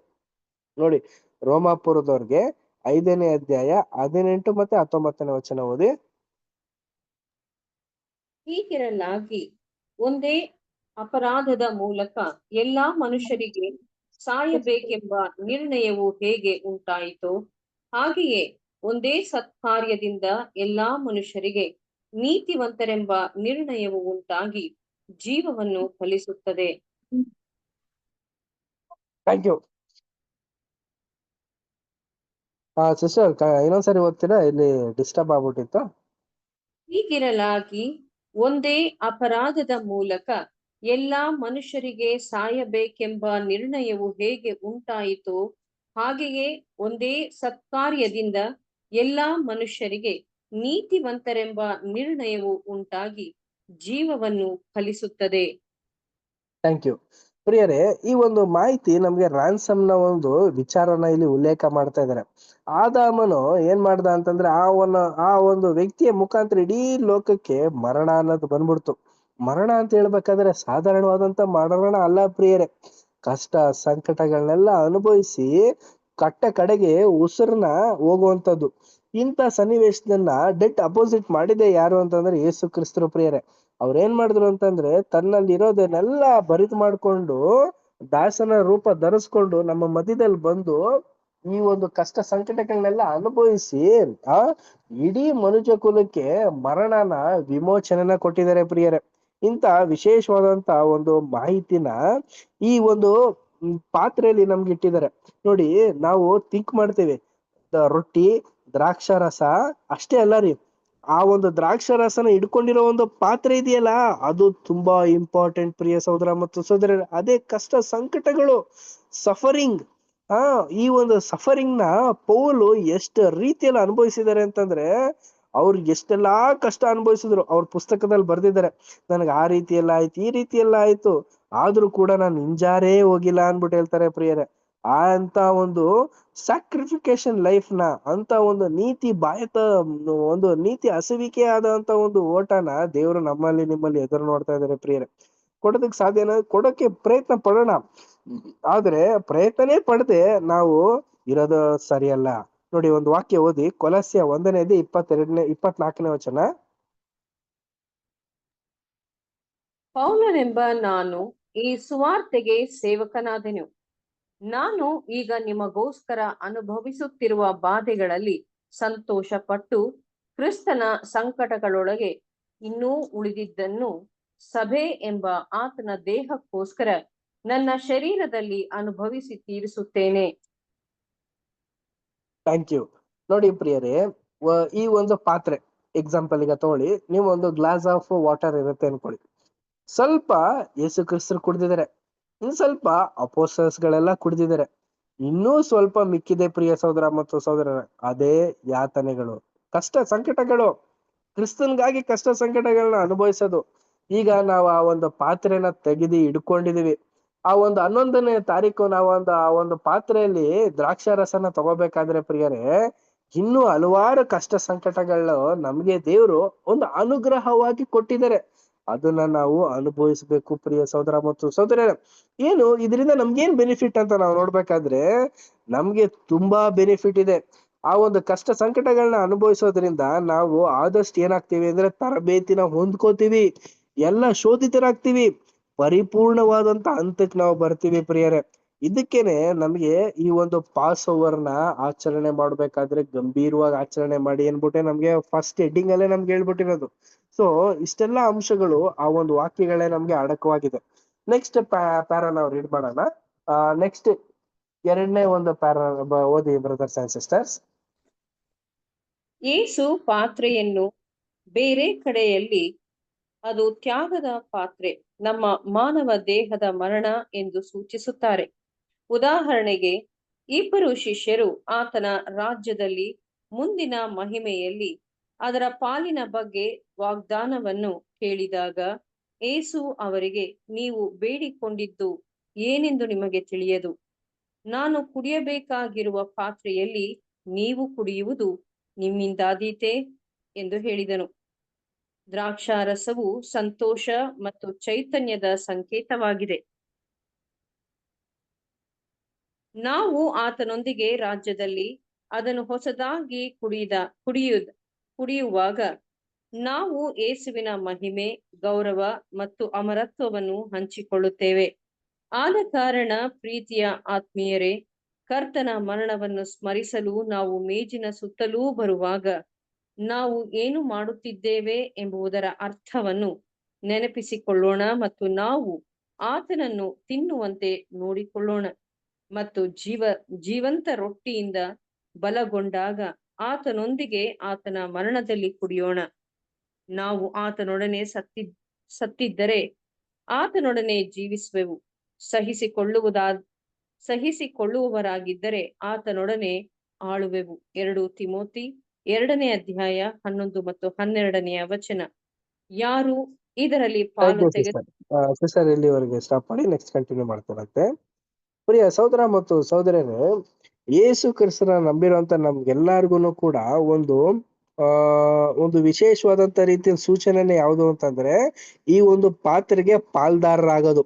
ಈ ಒಂದು ಪಾತ್ರೆ ಪಾಲ್ದಾರರು ಅಂತ ನಾವು ನೋಡ್ಬೇಕಾ ಮರಣಕ್ಕೆ ನಾವೇ ಹೋಗುವಂತದಕ್ಕೆ ಸೂಚನೆ ಅನ್ಬಿಟ್ಟು ಹೇಳ್ತಾ ಇದಾರೆ. ಎಕ್ಸಾಂಪಲ್ ಇಲ್ಲೂ ಕೂಡ ನಮ್ಗೆ ಹೇಳ್ತಾರೆ ನೋಡಿ, ಇಷ್ಟೆಲ್ಲ ಐಡಿಯಾಸ್ ಕೊಟ್ಬಿಟ್ಟು ಕೆಳಗಡೆ ಒಂದು ಎಕ್ಸಾಂಪಲ್ ಏನ್ ಕೊಡ್ತಾರೆ ಅಂದ್ರೆ ಎರಡು ಶಿಷ್ಯಂದಿರಿದ್ರು. ಅವ್ರು ಕೇಳ್ತಾರೆ, ನೋಡಪ್ಪ ನಿನ್ ರಾಜ್ಯ ಬಂದಾಗ ದಯವಿಟ್ಟು ನನ್ನ ಜ್ಞಾಪಕದಲ್ಲಿ ಇಡ್ಕೋ, ನಾನು ಎಡಭಾಗದಲ್ಲಿ ಬಲಭಾಗದಲ್ಲಿ ಕೂತ್ಕೊಳ್ಳೋದಕ್ಕೆ ಎಲ್ಲಾ ರೀತಿಯಂತ ಒಂದು ಎಲ್ಲಾ ರೀತಿಯ ಒಂದು ಸೌಕರ್ಯಗಳನ್ನ ಮಾಡ್ಕೊಡಿ ಅಂದ್ಬಿಟ್ಟೆಲ್ಲ ಹೇಳ್ತಾರೆ.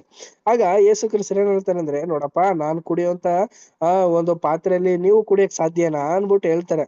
ಅಂದ್ರೆ ಏನು, ಯೇಸು ಕ್ರಿಸ್ತ ಕುಡ್ದಿರೋ ಲೋಟದಲ್ಲೇ ಈಸ್ಕೊಬಿಟ್ಟು ಇವ್ರು ಕುಡಿಯಕ್ ಕಷ್ಟನಾ ಅಂದ್ರೆ ಈಸಿನೇ. ಬಟ್ ಅಂದ್ರೆ ಏನ್ ಅರ್ಥ ಅಂದ್ರೆ ಕಷ್ಟಗಳು ಪ್ರಿಯ ಸಹೋದರ ಮತ್ತು ಸಹೋದರಿಯರೇ. ಈಗ ಯೇಸು ಕ್ರಿಸ್ತರಿಗೆ ಶಿಲುಬೆಗೆ ಹಾಕಿದ್ರಪ್ಪ, ಅದೇ ತರ ಈ ಇಬ್ರು ಶಿಷ್ಯಂದಿರ್ಗೂ ಹಾಕಿದ್ರೆ ಏನಾಗ್ತಿತ್ತು? ಹೆಂಗೆ ನೋಡಿ, ಪವಿತ್ರಾತ್ಮನೇ ಇಲ್ದೇ ಇರೋ ರೀತಿಯಲ್ಲಿ ಇದಿರ್ಬೇಕಾದ್ರೆ ಇವ್ರು ಅಂತ ಸಿಚುವೇಶನ್ ನ ಇವ್ರಿಗೇನ ಬಂದ್ಬಿಡ್ತು ಅಂತಂದ್ರೆ ಇವ್ರು ಇರ್ತಾನೆ ಇರ್ಲಿಲ್ಲ ಪ್ರಿಯ ಸಹೋದರ ಮತ್ತು ಸಹೋದರ. ಅಂತ ಕಷ್ಟ ಸಂಕಟಗಳು. ಆಮೇಲೆ ಗೆತ್ಸೆಮನೆ ತೋಟದಲ್ಲಿ ಅವರು ಪ್ರಾರ್ಥನೆ ಮಾಡ್ಬೇಕಾದ್ರೆ ಬೇವರೇ ರಕ್ತವಾಗಿ ಮಾರ್ಪಾಟಾಗಿದೆ ಅಂತಂದ್ರೆ ಅವ್ರು ಯಾವ ರೀತಿ ಒಂದು ಪ್ರೆಸರ್ ನಲ್ಲಿ ಪ್ರಾರ್ಥನೆ ಮಾಡಿರ್ಬೇಕು, ಯಾವ ರೀತಿ ಅವರ ಒಂದು ಯೋಜನೆಗಳು ಇತ್ತು, ಯಾವ ರೀತಿ ಕೆಲಸ ಕಾರ್ಯಗಳು, ಇಡೀ ಪ್ರಪಂಚದ ಒಂದು ಯೋಜನೆಗಳು ಯೇಸು ಕ್ರಿಸ್ತರ ಕೈಯಲ್ಲಿತ್ತು ಪ್ರಿಯರೇ. ಒಂದು ಚೂರ್ ಮಿಸ್ಟೇಕ್ ಮಾಡಿದ್ರು ಇಡೀ ಪ್ರಪಂಚನೇ ಅಲ್ಲೋಲ ಕಲ್ಲೋಲ ಆಗೋ ರೀತಿಯ ಒಂದು ವಿಚಾರಗಳಿತ್ತು. ಇಂತ ಎಲ್ಲ ಯೋಜನೆಗಳನ್ನ ಇಟ್ಕೊಂಡು ಯೇಸು ಕ್ರಿಸ್ತರು ಗಂಭೀರವಾಗಿ ಆ ಒಂದು ಕರ್ತವ್ಯನ ಮಾಡಿ ಮುಗಿಸಿದ್ದಾರೆ. ಅದೇ ಪ್ರಕಾರನೇ ಅಷ್ಟೊಂದ್ ಕಷ್ಟನ ನಮಗ್ ಕೊಡ್ತಾ ಇಲ್ವಂತೆ ಪ್ರಿಯರೇ. ಅದರಲ್ಲಿ ಸ್ವಲ್ಪ ಪಾಲ್ ಮಾತ್ರ ನಮಗ್ ಕೊಟ್ಟಿದ್ದಾರೆ. ಈ ಒಂದು ಲೋಕದಲ್ಲಿ ನಡೆಯುವಂತ ಎಲ್ಲಾ ವಿಚಾರಗಳನ್ನ ನಾವು ಏನ್ ಮಾಡ್ಬೇಕು ಅಂತಂದ್ರೆ ಆತ್ಮಿಕವಾದಂತ ರೀತಿಯಲ್ಲಿ ತಕೊಂಡು ಸತ್ಯಕ್ಕೆ ತಕ್ಕ ಹಾಗೆ ರೀತಿಯಲ್ಲಿ ನಿಂತ್ಕೊಂಡು ನಾವು ಹೋಗ್ಬೇಕು ಪ್ರಿಯರೇ. ನಾವು ಮರಣಕ್ಕಾಗಿ ನಾವು ನಿಲ್ಲೋದಲ್ಲ, ನಾವು ಮರಣದಿಂದ ನಾವು ಜೀವಕ್ಕೆ ಬರೋಂತ ರೀತಿಯಲ್ಲಿ ನಾವು ನಡ್ಕೊಂಡು ಹೋಗ್ಬೇಕು ಅಂದ್ಬಿಟ್ಟು ಕೆಲವೊಂದು ಪಾಯಿಂಟ್ಸ್ ಗಳನ್ನ ಡಿಕೋಟ್ ಮಾಡ್ತಾರೆ ನೋಡಿ. ಆಲ್ರೆಡಿ ಸಿಸ್ಟರ್ ಓದಿದ್ರು, ಅದನ್ನೇ ಬೈಬಲ್ ಅಲ್ಲೂ ಕೂಡ ನಾವು ಓದೋಣ. 2 ತಿಮೋಥಿ 2ನೇ ಅಧ್ಯಾಯ 11ನೇ ವಚನ 12ನೇ ವಚನ ಓದಿ.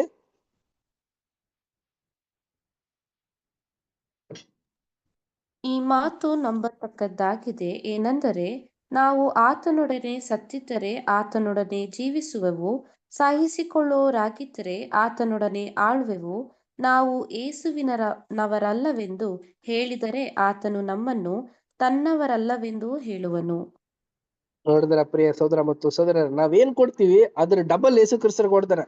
ನಾವ್ ಏನಾದ್ರೂ ತಪ್ಪು ಮಾಡಿದ್ರೆ ಯೇಸು ಕ್ರಿಸ್ತರು ನಮ್ಮಲ್ಲೂ ಕೂಡ ಕೈ ಬಿಡೋದಕ್ಕೆ ಸಾಧ್ಯತೆ ಇರುತ್ತೆ ಪ್ರಿಯ ಸಹೋದರ ಮತ್ತು ಸಹೋದರರೇ.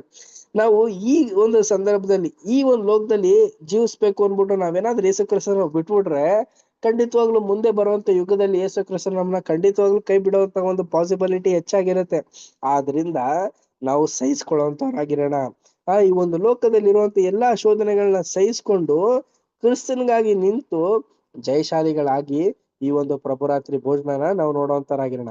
ನೆಕ್ಸ್ಟ್ ಸಬ್ ಎಂಡಿಂಗ್ ಮುಖಾಂತರ ಸ್ಟಾರ್ಟ್ ಮಾಡಿ ಸಿಸ್ಟರ್. ಯಾರು ಇದರಲ್ಲಿ ಪಾಲು ತೆಗೆದುಕೊಳ್ಳಬಹುದು?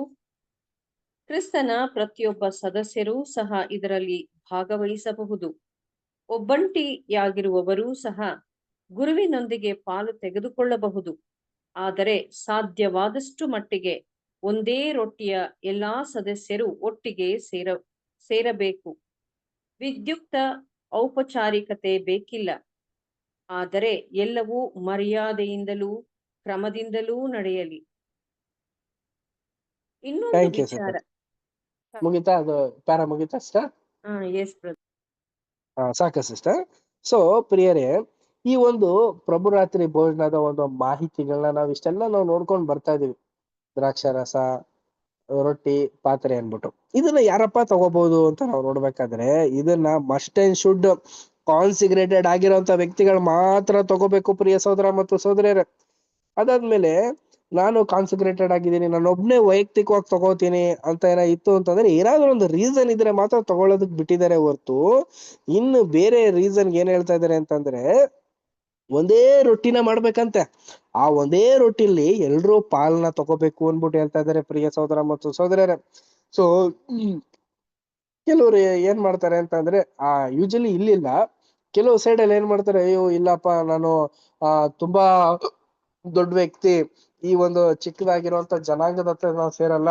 ಆದ್ರೆ ಇದೇ ಸಂದರ್ಭದಲ್ಲಿ ನಾನು ವೈಯಕ್ತಿಕವಾಗಿ ನಾನು ಮಾಡ್ಕೊಂತೀನಿ ಪ್ರಭುರಾತ್ರಿ ಭೋಜನ ಅಂತ ಅನ್ಕೊಂಡು ಯಾರಾದ್ರೂ ಮಾಡೋದೇ ಆದ್ರೆ ಅದು ಸೂಕ್ತವಾಗಿ ದೇವ್ರಿಗೆ ಮಹಿಮೆ ತಲ್ಲುವಂತ ಒಂದು ಸನ್ನಿವೇಶಕ್ಕೆ ಬರೋದಿಲ್ಲ ಪ್ರಿಯರೇ. ಎಲ್ರು ಕೂಡ ನಾವೆಲ್ಲ ಒಂದೇ ಅಂತ ಅನ್ಕೊಂಡು ಒಂದೇ ಭಾವದಿಂದ ಒಟ್ಟಾಗಿ ಒಂದು ಸ್ಥಳದಲ್ಲಿ ಸೇರಿ ಒಂದೇ ಒಂದು ರೊಟ್ಟಿನ ಸಂಪೂರ್ಣವಾಗಿ ಮಾಡಿ ಎಲ್ಲ ಒಂದು ಐಕ್ಯತೆಯಿಂದ ಸೇರಿ ಆ ಒಂದು ರೊಟ್ಟಿನ ಮಾಡ್ಕೊಂಡು ತಿನ್ನೋದಿದೆಯಲ್ಲ, ಅದು ತುಂಬಾ ವಿಶೇಷವಾದದ್ದು ಅಂದ್ಬಿಟ್ಟು ನಮ್ಗೆ ಇಲ್ಲಿ ಮಾಹಿತಿ ಕೊಡ್ತಾ ಇದಾರೆ ಪ್ರಿಯರೇ. ಇದು ತುಂಬಾ ಪ್ರಮುಖವಾದದ್ದು ಅಂದ್ಬಿಟ್ಟು ಕೂಡ ನಮ್ಗೆ ಇದೊಂದು ಎಚ್ಚರಿಕೆಯ ರೀತಿಯಲ್ಲೂ ಕೂಡ ಸಂದೇಶನ ರವಾನೆ ಮಾಡ್ತಾ ಇದಾರೆ ಪ್ರಿಯರೇ. ಅಂದ್ರೆ ಒಬ್ಬಂಟಿಯಾಗಿ ಆಚರಣೆ ಮಾಡೋದಲ್ಲ ಪ್ರಭುರಾತ್ರಿ ಭೋಜನನ, ಒಟ್ಟಾಗಿ ಎಲ್ರು ಆಚರಣೆ ಮಾಡ್ಬೇಕು ಅನ್ಬಿಟ್ಟು ಹೇಳ್ತಾ ಇರೋದು. ಇದು ಮೂರನೇ ಒಂದು ಪ್ಯಾರಾ ರೀಡ್ ಮಾಡ್ತೀರಾ? ಯಾರು ರೀಡ್ ಮಾಡ್ತೀರಾ ಮೂರನೇ ಪ್ಯಾರಾ? ಇಲ್ಲ ಬ್ರದರ್. ಓದಿ ಸಿಸ್ಟರ್.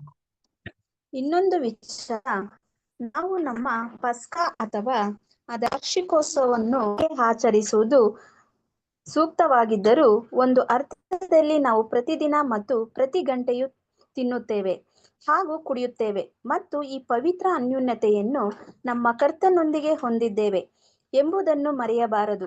ಇಸ್ರಾಯೇಲ್ಯರು ತಮ್ಮ ಪಸ್ಕದ ಕುರಿಮರಿಯನ್ನ ಕಹಿಯಾದ ಪಲ್ಯಗಳ ಸಂಗಡ ತಿಂದ ರಾತ್ರಿಯು ಇಡೀ ಸುವಾರ್ಥ ಯುಗವನ್ನ ಸೂಚಿಸುತ್ತದೆ ಮತ್ತು ಬೆಳಿಗ್ಗೆ ಅವರಿಗೆ ಐಗುಪ್ತದಿಂದ ಬಿಡುಗಡೆ ಉಂಟಾಯಿತು. ಅದರಂತೆಯೇ ನಮ್ಮ ವಿಷಯದಲ್ಲಿಯೂ ಆಗುವುದು. ನಮ್ಮೊಂದಿಗೆ ಪ್ರಸ್ತುತ ಯುಗದಲ್ಲಿ ದುಷ್ಟತನದ ಕಹಿ ಪರೀಕ್ಷೆಗಳು ಮತ್ತು ಸಂಕಟಗಳೊಂದಿಗೆ ನಾವು ನಮ್ಮ ಕುರಿಮರಿಯನ್ನ ತಿನ್ನುತ್ತೇವೆ. ಆದರೆ ಮುಂಜಾನೆ ಹರ್ಷಧ್ವನಿಯು ಕೇಳಿಸುವುದು, ಭೂಮಿಯಿಂದ ಮತ್ತು ದುಷ್ಟ ದೊರೆತನದಿಂದ ಮತ್ತು ದಬ್ಬಾಳಿಕೆಯಿಂದ ನಮಗೆ ಬಿಡುಗಡೆಯಾಗುತ್ತದೆ. ಈಗಾಗಲೇ ಬೆಳಗಾಗುತ್ತಿದೆ. ಕ್ರಿಸ್ತನ ಸಂಕಟಗಳೊಳಗೆ ಇನ್ನೂ ಉಳಿದದ್ದನ್ನು ಅನುಭವಿಸಿ ತೀರಿಸಲು ನಾವು ಇನ್ನಷ್ಟು ತ್ವರೆಪಡೋಣ. ಕೊಲೊಸ್ಸೆ 1:24. ಈ ಆಜ್ಞೆಯ ಅರ್ಥಕ್ಕೆ ಸಂಬಂಧಿಸಿದಂತೆ ನಾವು ಈಗಷ್ಟೇ ಪ್ರಸ್ತುತಪಡಿಸಿದ ವಿಚಾರಗಳನ್ನು ಅಪೊಸ್ತಲನಾದ ಪೌಲನು ಜಾರಿಗೊಳಿಸುತ್ತಿರುವಂತೆ ತೋರುತ್ತದೆ ಮತ್ತು ಅದರ ಅರ್ಥದ ಸರಿಯಾದ ತಿಳುವಳಿಕೆಯ ಅಗತ್ಯವನ್ನು ತೋರಿಸುತ್ತದೆ. ಮುಗೀತು ಬ್ರದರ್. Thank you sister. ಪ್ರಿಯ ಸಹೋದರ ಮತ್ತು ಸಹೋದರರೇ, ಇದು ಇನ್ನೊಂದು ಅರ್ಥವಾಗಿ ನಮ್ಗೆ ಬಿಂಬಿಸ್ತಾ ಇದ್ದಾರಂತೆ. ಯಾವ ರೀತಿ ಈ ಒಂದು ಕಮ್ಯುನಿಂಗ್ ಪ್ರಭುರಾತ್ರಿ ಭೋಜನನ ನಾವು ಯಾವ ರೀತಿ ನೋಡ್ಬೇಕಾದ್ರೆ, ನಮಗೆ ವರ್ಷಕ್ಕೊಂದ್ಸರಿ ನಾವು ಆಚರಣೆ ಮಾಡ್ತೀವಿ. ಅದೇ ತರನೇ ನಾವು ಒಟ್ಟೊಟ್ಟಾಗಿ ಸೇರಿದಾಗ್ಲೆಲ್ಲ ಬೇರೆ ರೀತಿ ಪಾಠಗಳನ್ನ ಕೇಳೋದು, ಪ್ರಭುರಾತ್ರಿ ಭೋಜನ ಅದು ಬಿಟ್ಟು ಬೇರೆ ರೀತಿ ಎಲ್ಲ ಫುಡ್ ಎಲ್ಲ ತಗೊಳ್ಳೋದೆಲ್ಲ ಒಳ್ಳೇದೇ. ಬಟ್ ಈ ಒಂದು ದಿನ ಮಾಡೋದಿದೆಯಲ್ಲ, ಇದು ತುಂಬಾ ವಿಶೇಷವಾದಂತ ಒಂದು ದಿನವಾಗಿರತ್ತೆ. ನೋಡಿ, ನಮ್ಮ ಹಿರಿಯರು ಕೂಡ ಏನ್ ಮಾಡಿದ್ರು ಅಂತಂದ್ರೆ, ಆ ಒಂದು ಪ್ರಭುರಾತ್ರಿ ಭೋಜನನ ಮಾಡಿದ್ರು. ಕೈಯಾದ ಪಲ್ಯದಲ್ಲಿ ಅವ್ರೇನ್ ಮಾಡಿದ್ರು ಅಂತಂದ್ರೆ ಆ ಒಂದು ಕುರಿನ ವೇದಿಸಿ ತಿಂದ್ರು. ಇದು ಸುವಾರ್ತೆ ಕಾಲಕ್ಕೆ ಸೂಚನೆ ಅನ್ಬಿಟ್ಟು ಹೇಳ್ತಾ ಇದಾರೆ. ಅದಾದ ನಂತರ ಅವ್ರು ಏನ್ ಮಾಡಿದ್ರು, ಐಗುಪ್ತ ದೇಶಕ್ಕೆ ಹೊರಟ್ಬಿಟ್ರು ಪ್ರಿಯರ, ಮಾರ್ನಿಂಗ್ ಅಲ್ಲೇ. ಅದೇ ಪ್ರಕಾರನೇ ಈಗ ನಾವು ಈ ಒಂದು ಕಷ್ಟ ಸಂಕಟಗಳನ್ನ ಅನುಭವಿಸಿ ಪ್ರಭುರಾತ್ರಿ ಭೋಜನನ ನಾವು ಆಚರಣೆ ಮಾಡ್ತಾ ಇದ್ವಿ. ಎಲ್ಲಿವರೆಗೆ? ಕ್ರಿಸ್ತನ 2ನೇ ಬರುವಿಕೆ ಬರೋವರೆಗೆ ಆಲ್ರೆಡಿ ಬಂದ್ಬಿಟ್ಟಿದೀವಿ ಪ್ರಿಯ ಸಹೋದರ ಮತ್ತು ಸಹೋದರರೇ. ಆಲ್ರೆಡಿ ಮಾರ್ನಿಂಗ್ ಏಜ್ ಬಂದ್ಬಿಟ್ಟಿದೆ, ಪರಶು ಆಗ್ಬಿಟ್ಟಿದೆ ಪ್ರಿಯರೇ. ಇನ್ನು ನೆಕ್ಸ್ಟ್ ಯೇಸು ಕ್ರಿಸ್ತರು ಈ ಒಂದು ಭೂಲೋಕದಲ್ಲಿ ಅಸ್ಥಿವಾರನ ಸ್ಥಾಪಿಸ್ಬೇಕು. ಆದ್ರೆ ಬೇಕಾಗಿರುವಂತ ಒಂದು ಸಂಖ್ಯೆ ಇನ್ನೂ ಫಿಲ್ ಆಗಿಲ್ಲ ಪ್ರಿಯರೇ. ಅದನ್ನ ಫಿಲ್ ಆಯ್ತು ಅಂತಂದ್ರೆ ಖಂಡಿತವಾಗ್ಲೂ ಮುಂದೆ ಬರುವಂತ ದಿನದಲ್ಲಿ ಎಲ್ರಿಗೂ ಶುಭ, ಸಂತೋಷ, ಸಮಾಧಾನ, ಪ್ರತಿಯೊಬ್ರು ಕೂಡ ದೇವರ ಒಂದು ಮಹಿಮೆನ ಕಾಣೋದಕ್ಕೆ ಯೋಗ್ಯರಾಗಿ ಕಾಣಲ್ಪಡ್ತಾರೆ ಅನ್ಬಿಟ್ಟು ನಮ್ಗಿಲ್ಲಿ ಮೂಲವಾಗಿ ತಿಳಿಸ್ತಾ ಇದಾರೆ. ನೋಡಿ, ಒಂದು ವಾಕ್ಯದಲ್ಲೂ ಕೂಡ ಕೋಟ್ ಮಾಡ್ತಾರೆ. ಕೊಲಸ್ಯ 1:24 ವಚನ ಓದಿ. ಪೌಲನೆಂಬ ನಾನು ಈ ಸುವಾರ್ತೆಗೆ ಸೇವಕನಾದೆನು. ನಾನು ಈಗ ನಿಮಗೋಸ್ಕರ ಅನುಭವಿಸುತ್ತಿರುವ ಬಾಧೆಗಳಲ್ಲಿ ಸಂತೋಷಪಟ್ಟು ಕ್ರಿಸ್ತನ ಸಂಕಟಗಳೊಳಗೆ ಇನ್ನೂ ಉಳಿದಿದ್ದನ್ನು ಸಭೆ ಎಂಬ ಆತನ ದೇಹಕ್ಕೋಸ್ಕರ ನನ್ನ ಶರೀರದಲ್ಲಿ ಅನುಭವಿಸಿ ತೀರಿಸುತ್ತೇನೆ. Thank you sister. ನೋಡಿದ್ರ, ನಮ್ಗೆ ಜಾಸ್ತಿ ಏನು ಶೋಧನೆ ಇಲ್ಲ ರೀ, ತುಂಬಾ ಕಮ್ಮಿ ಶೋಧನೆ ಕೊಟ್ಟಿದ್ದಾರೆ. ಆ ಒಂದ್ ಕಾಲದಲ್ಲಿ ಆ ಒಂದು ಟೆಕ್ನಾಲಜಿಲಿ ಇದ್ದಂತ ಒಂದು ಶೋಧನೆನೇ ಬೇರೆ. ಈ ಒಂದು ಮಾಡರ್ನ್ ಯುಗದಲ್ಲಿ ಇರುವಂತ ಒಂದು ಶೋಧನೆಗಳೇ ಬೇರೆ. ಅದು ಸ್ವಲ್ಪನೇ ನಮಗ್ ಕೊಟ್ಟಿದಾರಂತೆ, ಅದನ್ನ ತಿಂದು ತೀರಿಸ್ಬಿಟ್ಟು ನಾವು ದೇವ್ರಿಗೆ ಮೆಚ್ಚೆಯಾಗಿ ಇದ್ಬಿಡೋಣ. Last and final last para read ಮಾಡ್ತಾರೆ ನೋಡಿ, ಕೇಳಿಸ್ಕೊಳ್ಳಿ ಬ್ರದರ್ಸ್. ಅಪೊಸ್ತಲನಾದ ಪೌಲನು ಹೀಗೆ ಎಚ್ಚರಿಸುತ್ತಾನೆ. 1 ಕೊರಿಂಥ 11:27-30. 1 ಕೊರಿಂಥ 11:27-30. ಹೀಗಿರುವುದರಿಂದ ಯಾವನಾದರೂ ಅಯೋಗ್ಯವಾಗಿ ಕರ್ತನ ರೊಟ್ಟಿಯನ್ನು ತಿಂದರೆ, ಇಲ್ಲವೇ ಆತನ ಪಾತ್ರೆಯಲ್ಲಿ ಪಾನ ಮಾಡಿದರೆ, ಅವನು ಕರ್ತನ ದೇಹಕ್ಕೂ ರಕ್ತಕ್ಕೂ ದ್ರೋಹ ಮಾಡಿದವನಾಗಿರುವನು. ಪ್ರತಿ ಮನುಷ್ಯನು ತನ್ನನ್ನು ಪರೀಕ್ಷಿಸಿಕೊಂಡವನಾಗಿ ಅದರ ಮಹತ್ವ, ತಿಳುವಳಿಕೆ ಮತ್ತು ಮೆಚ್ಚುಗೆಯೊಂದಿಗೆ ಆ ರೊಟ್ಟಿಯಲ್ಲಿ ತಕ್ಕೊಂಡು ತಿನ್ನಲಿ, ಆ ಪಾತ್ರೆಯಲ್ಲಿ ಕುಡಿಯಲಿ. ಯಾಕೆಂದರೆ ಕರ್ತನ ದೇಹವೆಂದು ವಿವೇಚಿಸದೆ ಪ್ರಶಂಸಿಸದೆ ತಿಂದು ಕುಡಿಯುವವನು ಹಾಗೆ ತಿಂದು ಕುಡಿಯುವುದರಿಂದ ನ್ಯಾಯ ತೀರ್ಪಿಗೊಳಗಾಗುವನು, ಖಂಡನೆಗೊಳಗಾಗುವನು. ಈ ಕಾರಣದಿಂದಲೇ ಇದು ಕ್ರಿಸ್ತನ ಬಾಧೆ ಮತ್ತು ಮರಣದಲ್ಲಿ ನಮ್ಮ ಪಾಲುಗಾರಿಕೆಯನ್ನು ಸೂಚಿಸುತ್ತದೆ ಎಂಬುವ ಈ ನಿಜವಾದ ಮಹತ್ವವನ್ನು ಸರಿಯಾಗಿ ಅರ್ಥ ಮಾಡಿಕೊಳ್ಳದಿರುವ ಕಾರಣದಿಂದಲೇ ನಿಮ್ಮಲ್ಲಿ ಬಹುಮಂದಿ ಬಲಹೀನರು, ರೋಗಿಗಳು ಆಗಿದ್ದಾರೆ ಮತ್ತು ಅನೇಕರು ಸಾಯುತ್ತಾರೆ. ಪೌಲನ ಹೇಳಿಕೆಗಳ ಸತ್ಯಗಳ ಬಗ್ಗೆ ನಾವು ಪ್ರತಿಯೊಬ್ಬರು ಸಾಕ್ಷಿ ಹೇಳಬಹುದು. ಸಭೆಯಲ್ಲಿರುವ ಅನೇಕರು ನಾಮ ಮಾತ್ರದ ಸಭೆಯವರಲ್ಲಿ ಮಾತ್ರವಲ್ಲ, ನಿಜವಾದ ಸಭೆಯವರಲ್ಲಿಯೂ, ಅಂದರೆ ಹೆಸರುಗಳು ಪರಲೋಕದಲ್ಲಿ ಬರೆಯಲ್ಪಟ್ಟಿರುವವರಲ್ಲಿಯೂ ಸಹ ಅನೇಕ ಸದಸ್ಯರು ಬಲಹೀನರು ಮತ್ತು ರೋಗಿಗಳಾಗಿದ್ದಾರೆ ಮತ್ತು ಅನೇಕರು ಸಂಪೂರ್ಣವಾಗಿ ನಿದ್ರಿಸಿದ್ದಾರೆ, ಆಧ್ಯಾತ್ಮಿಕ ವಿಷಯಗಳಿಗೆ ಸತ್ತಿದ್ದಾರೆ ಮತ್ತು ಸತ್ತ ಕೊಂಬೆಗಳಂತೆ ಬಳ್ಳಿಯಿಂದ ಜಯಶಾಲಿಗಳಾದ ಸಭೆಯಿಂದ ಕತ್ತರಿಸಲ್ಪಟ್ಟಿದ್ದಾರೆ. ಯೋಹಾನ 15:2. ಹಾಗಾದರೆ ನಾವು ಬಲಶಾಲಿಗಳು, ಆಧ್ಯಾತ್ಮಿಕ ಚೈತನ್ಯ ಭರಿತರೂ ಆಗಬೇಕಾದರೆ ಮತ್ತು ಇತರರಂತೆ ನಿದ್ದೆ ಮಾಡದೆ ಇರಬೇಕಾದರೆ ನಾವು ಪ್ರತಿ ವರ್ಷ ಮತ್ತು ಒಡಂಬಡಿಕೆಯನ್ನು ಸ್ವೀಕರಿಸುವಾಗ ನಮ್ಮನ್ನು ನಾವು ಪರೀಕ್ಷಿಸಿಕೊಳ್ಳೋಣ ಮತ್ತು ಹೀಗೆ ಆತನ ಬಾಧೆಗಳಲ್ಲಿ ಮತ್ತು ಸಂಕೇತಗಳಲ್ಲಿ ಪಾಲ್ಗೊಳ್ಳೋಣ. ಇದರಿಂದ ತಕ್ಕ ಸಮಯದಲ್ಲಿ ನಾವು ಆತನ ಮಹಿಮೆಯಲ್ಲಿಯೂ ಪಾಲ್ಗೊಳ್ಳಬಹುದು ಎಂಬುದೇ. Thank you. ಪ್ರಿಯ ಸಹೋದರ ಮತ್ತು ಸಹೋದರಿಯರೇ, ತುಂಬಾ ವಿಶೇಷವಾದಂತ ರೀತಿಯಲ್ಲಿ, ಅರ್ಥಭರಿತವಾದಂತ ರೀತಿಯಲ್ಲಿ ನಮ್ಗೆ ಹೇಳ್ತಾ ಇದ್ದಾರೆ. ಇಲ್ಲಿ ಕೇಳಿ, ನಾವು ಅಪೊಸ್ತಲ ಪೌಲು ಎಷ್ಟು ಸ್ಪಷ್ಟವಾಗಿ ಹೇಳ್ತಾ ಇದ್ದಾರೆ ಅಂದ್ರೆ, ಈ ಒಂದು ಪಾತ್ರೆಯಲ್ಲಿ ಬರುವಂತ ಒಂದು ಪಾತ್ರೆ ಮತ್ತೆ ರೊಟ್ಟಿನ ನಾವು ಸೇವನೆ ಮಾಡ್ಬೇಕಾದ್ರೆ ತುಂಬಾ ಗಂಭೀರವಾಗಿ, ತುಂಬಾ ಭಯಭಕ್ತಿಯಿಂದ ಇದ್ರ ಮಾಹಿತಿನ ತಿಳ್ಕೊಂಡು, ಈ ಮೌಲ್ಯನ ತಿಳ್ಕೊಂಡು ಎಚ್ಚರಿಕೆಯಿಂದ ನಾವು ಇದನ್ನ ತಗೋಬೇಕಂತೆ. ಇದನ್ನ ಯಾವುದೇ ತರ ತಪ್ಪಾದಂತ ರೀತಿಯಲ್ಲಿ ಆಗ್ಲಿ, ನಮ್ಮನ್ನ ನಾವು ಪರಿಶೋಧನೆ ಮಾಡ್ಕೊಳ್ಳದೇನೆ ಆಗ್ಲಿ, ಒಂದು ಪ್ರಾರ್ಥನೆ ಮಾಡ್ಕೊಳ್ದೆ ಆಗ್ಲಿ ಸುಮ್ನೆ ಬಂದ್ಬಿಡೋದು, ಸುಮ್ನೆ ತಿನ್ಬಿಡೋದು, ಹಂಗ್ ಮಾಡಬಾರ್ದು ಪ್ರಿಯರೇ. ಮಸ್ಟ್ ಅಂಡ್ ಶುಡ್ ಪ್ರೇಯರ್ಫುಲ್ ಆಗಿ ಒಂದು ಎಚ್ಚರಿಕೆಯಿಂದ ಈ ಒಂದು ಪಾತ್ರೆಗಳನ್ನ ನಾವು ತಗೋಬೇಕು. ತಗೊಂಡಾದ್ಮೇಲೆ ಈ ದೇವರ ಒಂದು ದೇಹಕ್ಕೆ ಸೇರಲ್ಪಟ್ಟಿರುವಂತ ನಾವೆಲ್ಲರೂ ಕೂಡ ಆ ಒಂದು ಶೋಧನೆನ ಅನುಭವಿಸೋದಕ್ಕೆ ಸಿದ್ಧರಾಗಿರ್ಬೇಕಂತೆ. ಅಂದ್ರೆ ಏನು, ಪ್ರಭುರಾತ್ರಿ ಭೋಜನ ತಿಂದಾದ ನಂತರ ಬರುವಂತ ಒಂದು ಶೋಧನೆಗಳನ್ನ ಜಯಿಸ್ಬೇಕು. ಅಂದ್ರೆ ಏನು, ನಮ್ಗೆ ಕ್ಯಾರೆಕ್ಟರ್ ಡೆವಲಪ್ಮೆಂಟ್ಸ್ ಕೊಟ್ಟಿದಾರಲ್ಲ, ಅದನ್ನ ಡೆವಲಪ್ ಮಾಡ್ಕೊಳ್ಳೋದಕ್ಕೆ ಪ್ರಯತ್ನ ಪಡ್ಬೇಕು, ಆಗ್ಲೇ ನಮಗ್ ಶೋಧನೆಗಳನ್ನ ಬರೋದು. ಓಕೆನಾ? ಈಗ ನಮ್ಗೆ ಇನ್ನೊಂದು ಮಾಹಿತಿ ಏನ್ ಹೇಳ್ತಾ ಇದ್ದಾರೆ ಅಂದ್ರೆ, ನಾಮಿನಲ್ ಚರ್ಚ್ ಅಂದ್ರೆ ಹೆಸರು ಕ್ರೈಸ್ತರುಗಳು, ಅವರೆಲ್ಲ ಏನ್ ಮಾಡ್ತಾ ಇದಾರೆ, ಇದನ್ನ ದಿನಕ್ಕೆ, ವಾರಕ್ಕೆ, ತಿಂಗಳಿಗೆಲ್ಲ ಮಾಡ್ತಾ ಇದಾರೆ. ಬಟ್ ಅದು ಸತ್ಯನಾ ಅಂತ ನಾವು ನೋಡ್ಬೇಕಾದ್ರೆ ನಿಜವಾಗ್ಲೂ ಅದು ಸತ್ಯವಾಗಿಲ್ಲ. ಅದನ್ನ ದೇವರು ಮತ್ತೆ ಯೇಸು ಕ್ರಿಸ್ತರು ಅಕ್ಸೆಪ್ಟೇ ಮಾಡಿಲ್ಲ ಪ್ರಿಯ ಸಹೋದರ ಮತ್ತು ಸಹೋದರರೇ. ಸೊ ಅವ್ರು ಈ ರೀತಿ ತಿಂದಿ ಕುಡಿಯೋದ್ರಿಂದ ಏನಾಗ್ತಾ ಇದಾರೆ ಅಂತಂದ್ರೆ, ಅವರು ಒಂದು ಬಲಹೀನರಾಗ್ತಾ ಇದಾರೆ. ವಾಕ್ಯನೇ ಅವರಲ್ಲಿ ಇಲ್ಲ, ದೇವರ ಒಂದು ಅನುಗ್ರಹ ಅವರಲ್ಲಿಲ್ಲ, ಕೃಪೆ ಅನ್ನೋದಿಲ್ಲ. ಅವ್ರೇನಾಗೋಗಿದ್ದಾರೆ ಅಂತಂದ್ರೆ ಒಂದು ಉಪಯೋಗಕ್ಕೆ ಬಾರದೇ ಇರುವಂತ ಒಂದು ಪಾತ್ರೆಯಾಗಿ ಮಾರ್ಪಾಟಾಗೋಗಿದ್ದಾರೆ. ಹೆಸರಿಗೆ ಮಾತ್ರ ಕ್ರೈಸ್ತರೇ ಹೊರತು ದೇವರ ಒಂದು ಅರ್ಥ ಭಾರಿತವಾದಂತ ಯೋಜನೆನ ಅವರು ಅರ್ಥನೇ ಮಾಡ್ಕೋತಾ ಇಲ್ಲ. ನಾವೆಲ್ರು ದೇವರ ಒಂದು ಮಹಾ ಕೃಪೆಯಿಂದ ಈ ಒಂದು ಆಚರಣೆನ ಗಂಭೀರವಾಗಿ ಆಚರಣೆ ಮಾಡ್ತಾ ಇದೀವಿ, ಪರಿಶುದ್ಧವಾಗಿ ಆಚರಣೆ ಮಾಡ್ತಾ ಇದೀವಿ, ವರ್ಷಕ್ಕೊಂದ್ಸರಿ ಮಾಡ್ತಾ ಇದೀವಿ. ಇದು ತುಂಬಾ ಒಳ್ಳೇದು, ತುಂಬಾ ತುಂಬಾ ತುಂಬಾ ಒಂದು ಪ್ರಬಲವಾದದ್ದು, ಒಂದು ಒಳ್ಳೆ ರಿಸಲ್ಟ್ ಕೊಡುವಂತದ್ದಾಗಿರುತ್ತೆ ಪ್ರಿಯರೇ. ಸೊ ಇದನ್ನ ನಾವು ಮಾಡೋದ್ರಿಂದ ಏನಾಗುತ್ತೆ ಅಂದ್ರೆ ದೇವ್ರಿಗೆ ಮಹಿಮೆ ತರುತ್ತಂತೆ ಪ್ರಿಯರೇ.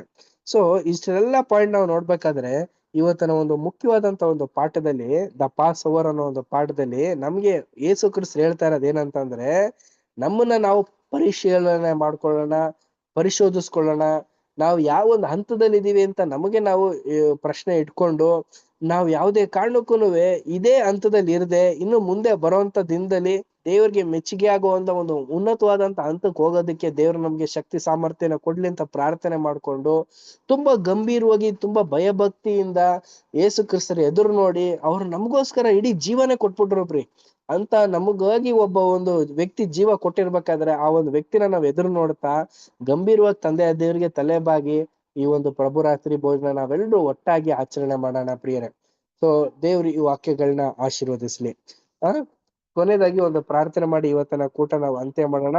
ಮಹಾಕೃಪೆ ಇವತ್ತಿನ ಒಂದು ಪಾಠನ ಕೊನೆಯದಾಗಿ ಯಾರು ಪ್ರೇಯರ್ ಮಾಡ್ತೀರಾ?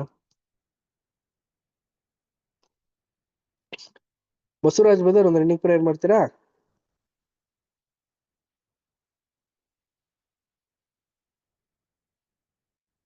ಮೋಹನ್ ಬ್ರದರ್ ಒಂದು ಎಂಡಿಂಗ್ ಪ್ರೇಯರ್ ಮಾಡಿ ಬ್ರದರ್. ಓಕೆ ಬ್ರದರ್, ಪ್ರಾರ್ಥನೆ ಮಾಡಿಕೋಣ. ಕೇಳ್ತದ ಬ್ರದರ್. ಸರ್ವಶಕ್ತನು ಮಹೋನ್ನತನು ಸರ್ವ ಸೃಷ್ಟಿಗೆ ಯಜಮಾನ ಆಗಿರ್ತಕ್ಕಂತ ಪರಲೋಕದ ಜೀವುಳ ನಮ್ಮ ತಂದೆಯಾದ ದೇವರೇ, ಮತ್ತೊಂದು ಆವರ್ತಿ ನಿನಗೆ ಕೃತಜ್ಞತೆಯನ್ನು ಸಲ್ಲಿಸ್ತೇವೆ. ಈ ದಿನದಲ್ಲಿ ತಂದೆಯಾದ ದೇವರೇ, ನಿಮ್ಮ ಮಗನ ಮೂಲಕ ಅನೇಕ ವಿಷಯಗಳನ್ನು ನಮ್ಮೆಲ್ಲರೂ ತಿಳಿಪಡಿಸಿದೆ. ನಿಮ್ಮ ಸ್ತೋತ್ರ. ನಾವೆಲ್ಲರೂ ಅದನ್ನು ತಿಳ್ಕೊಂಡು ಗ್ರಹಿಸ್ಕೊಂಡು ಅದನ್ನು ಇತರರಿಗೆ ಹೇಳುವಂತ ಜ್ಞಾನದಲ್ಲಿ ನಮ್ಮನ್ನು ನಡೆಸು ಮತ್ತು ನೀನು ಕೊಟ್ಟಂತ ಈ ವಾಕ್ಯೋಪದೇಶಕ್ಕಾಗಿ ನಿಮಗೆ ಕೃತಜ್ಞತೆಯನ್ನು ಸಲ್ಲಿಸ್ತೇವೆ. ಮತ್ತು ತಂದೆಯಾದ ದೇವರೇ, ಸೇರಿ ಬಂದಿರತಕ್ಕಂಥ ಎಲ್ಲ ಸಹೋದರ ಸಹೋದರಿಯರೆಲ್ಲರಿಗಾಗಿ, ಅವರ ಕುಟುಂಬ ಮಕ್ಕಳೆಲ್ಲರಿಗಾಗಿ ನಾನು ಪ್ರಾರ್ಥಿಸ್ತೇನೆ.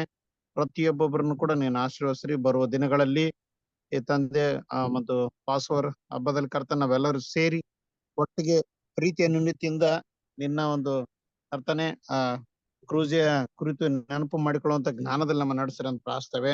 ಮತ್ತು ನಮ್ಮನ್ನು ಬಲಪಡಿಸು, ನಿನ್ನ ಆತ್ಮನಿಂದ ತುಂಬಿಸಿ ನಮ್ಮ ನಡೆಸಬೇಕೆಂದು ಪ್ರಾರ್ಥಿಸ್ತೇವೆ. ಹಾಗೆ ಮಾಡಿದಕ್ಕಾಗಿ ಸ್ತೋತ್ರಪ್ಪ. ಇಲ್ಲಿವರೆಗೂ ನಮ್ಮನ್ನು ನಡೆಸಿದ್ರಿ, ಇನ್ನು ಮುಂದೆ ಕೂಡ ನಡೆಸಿ ನಮ್ಮನ್ನು ಕಾಪಾಡಿ ನಡೆಸಬೇಕೆಂದು ನೀನು ಒಬ್ಬನೇ ಕುಮಾರ ನಮ್ಮ ರಕ್ಷಕನ ಒಡೆಯನಾದ ಯೇಸು ಕ್ರಿಸ್ತನ ಹೆಸರಿನಲ್ಲಿ ಪ್ರಾರ್ಥಿಸಿ ಬೇಡಿ ಹೊಂದಿದ್ದೇವೆ ತಂದೆ. Amen. Thank you brother. Thank you sister. Okay brother. ಎಲ್ಲ ಬ್ರದರ್ಸ್ ಅಂಡ್ ಸಿಸ್ಟರ್ಸ್ಗೆ ನಮಸ್ತೆ. ಎಲ್ಲರಿಗೂ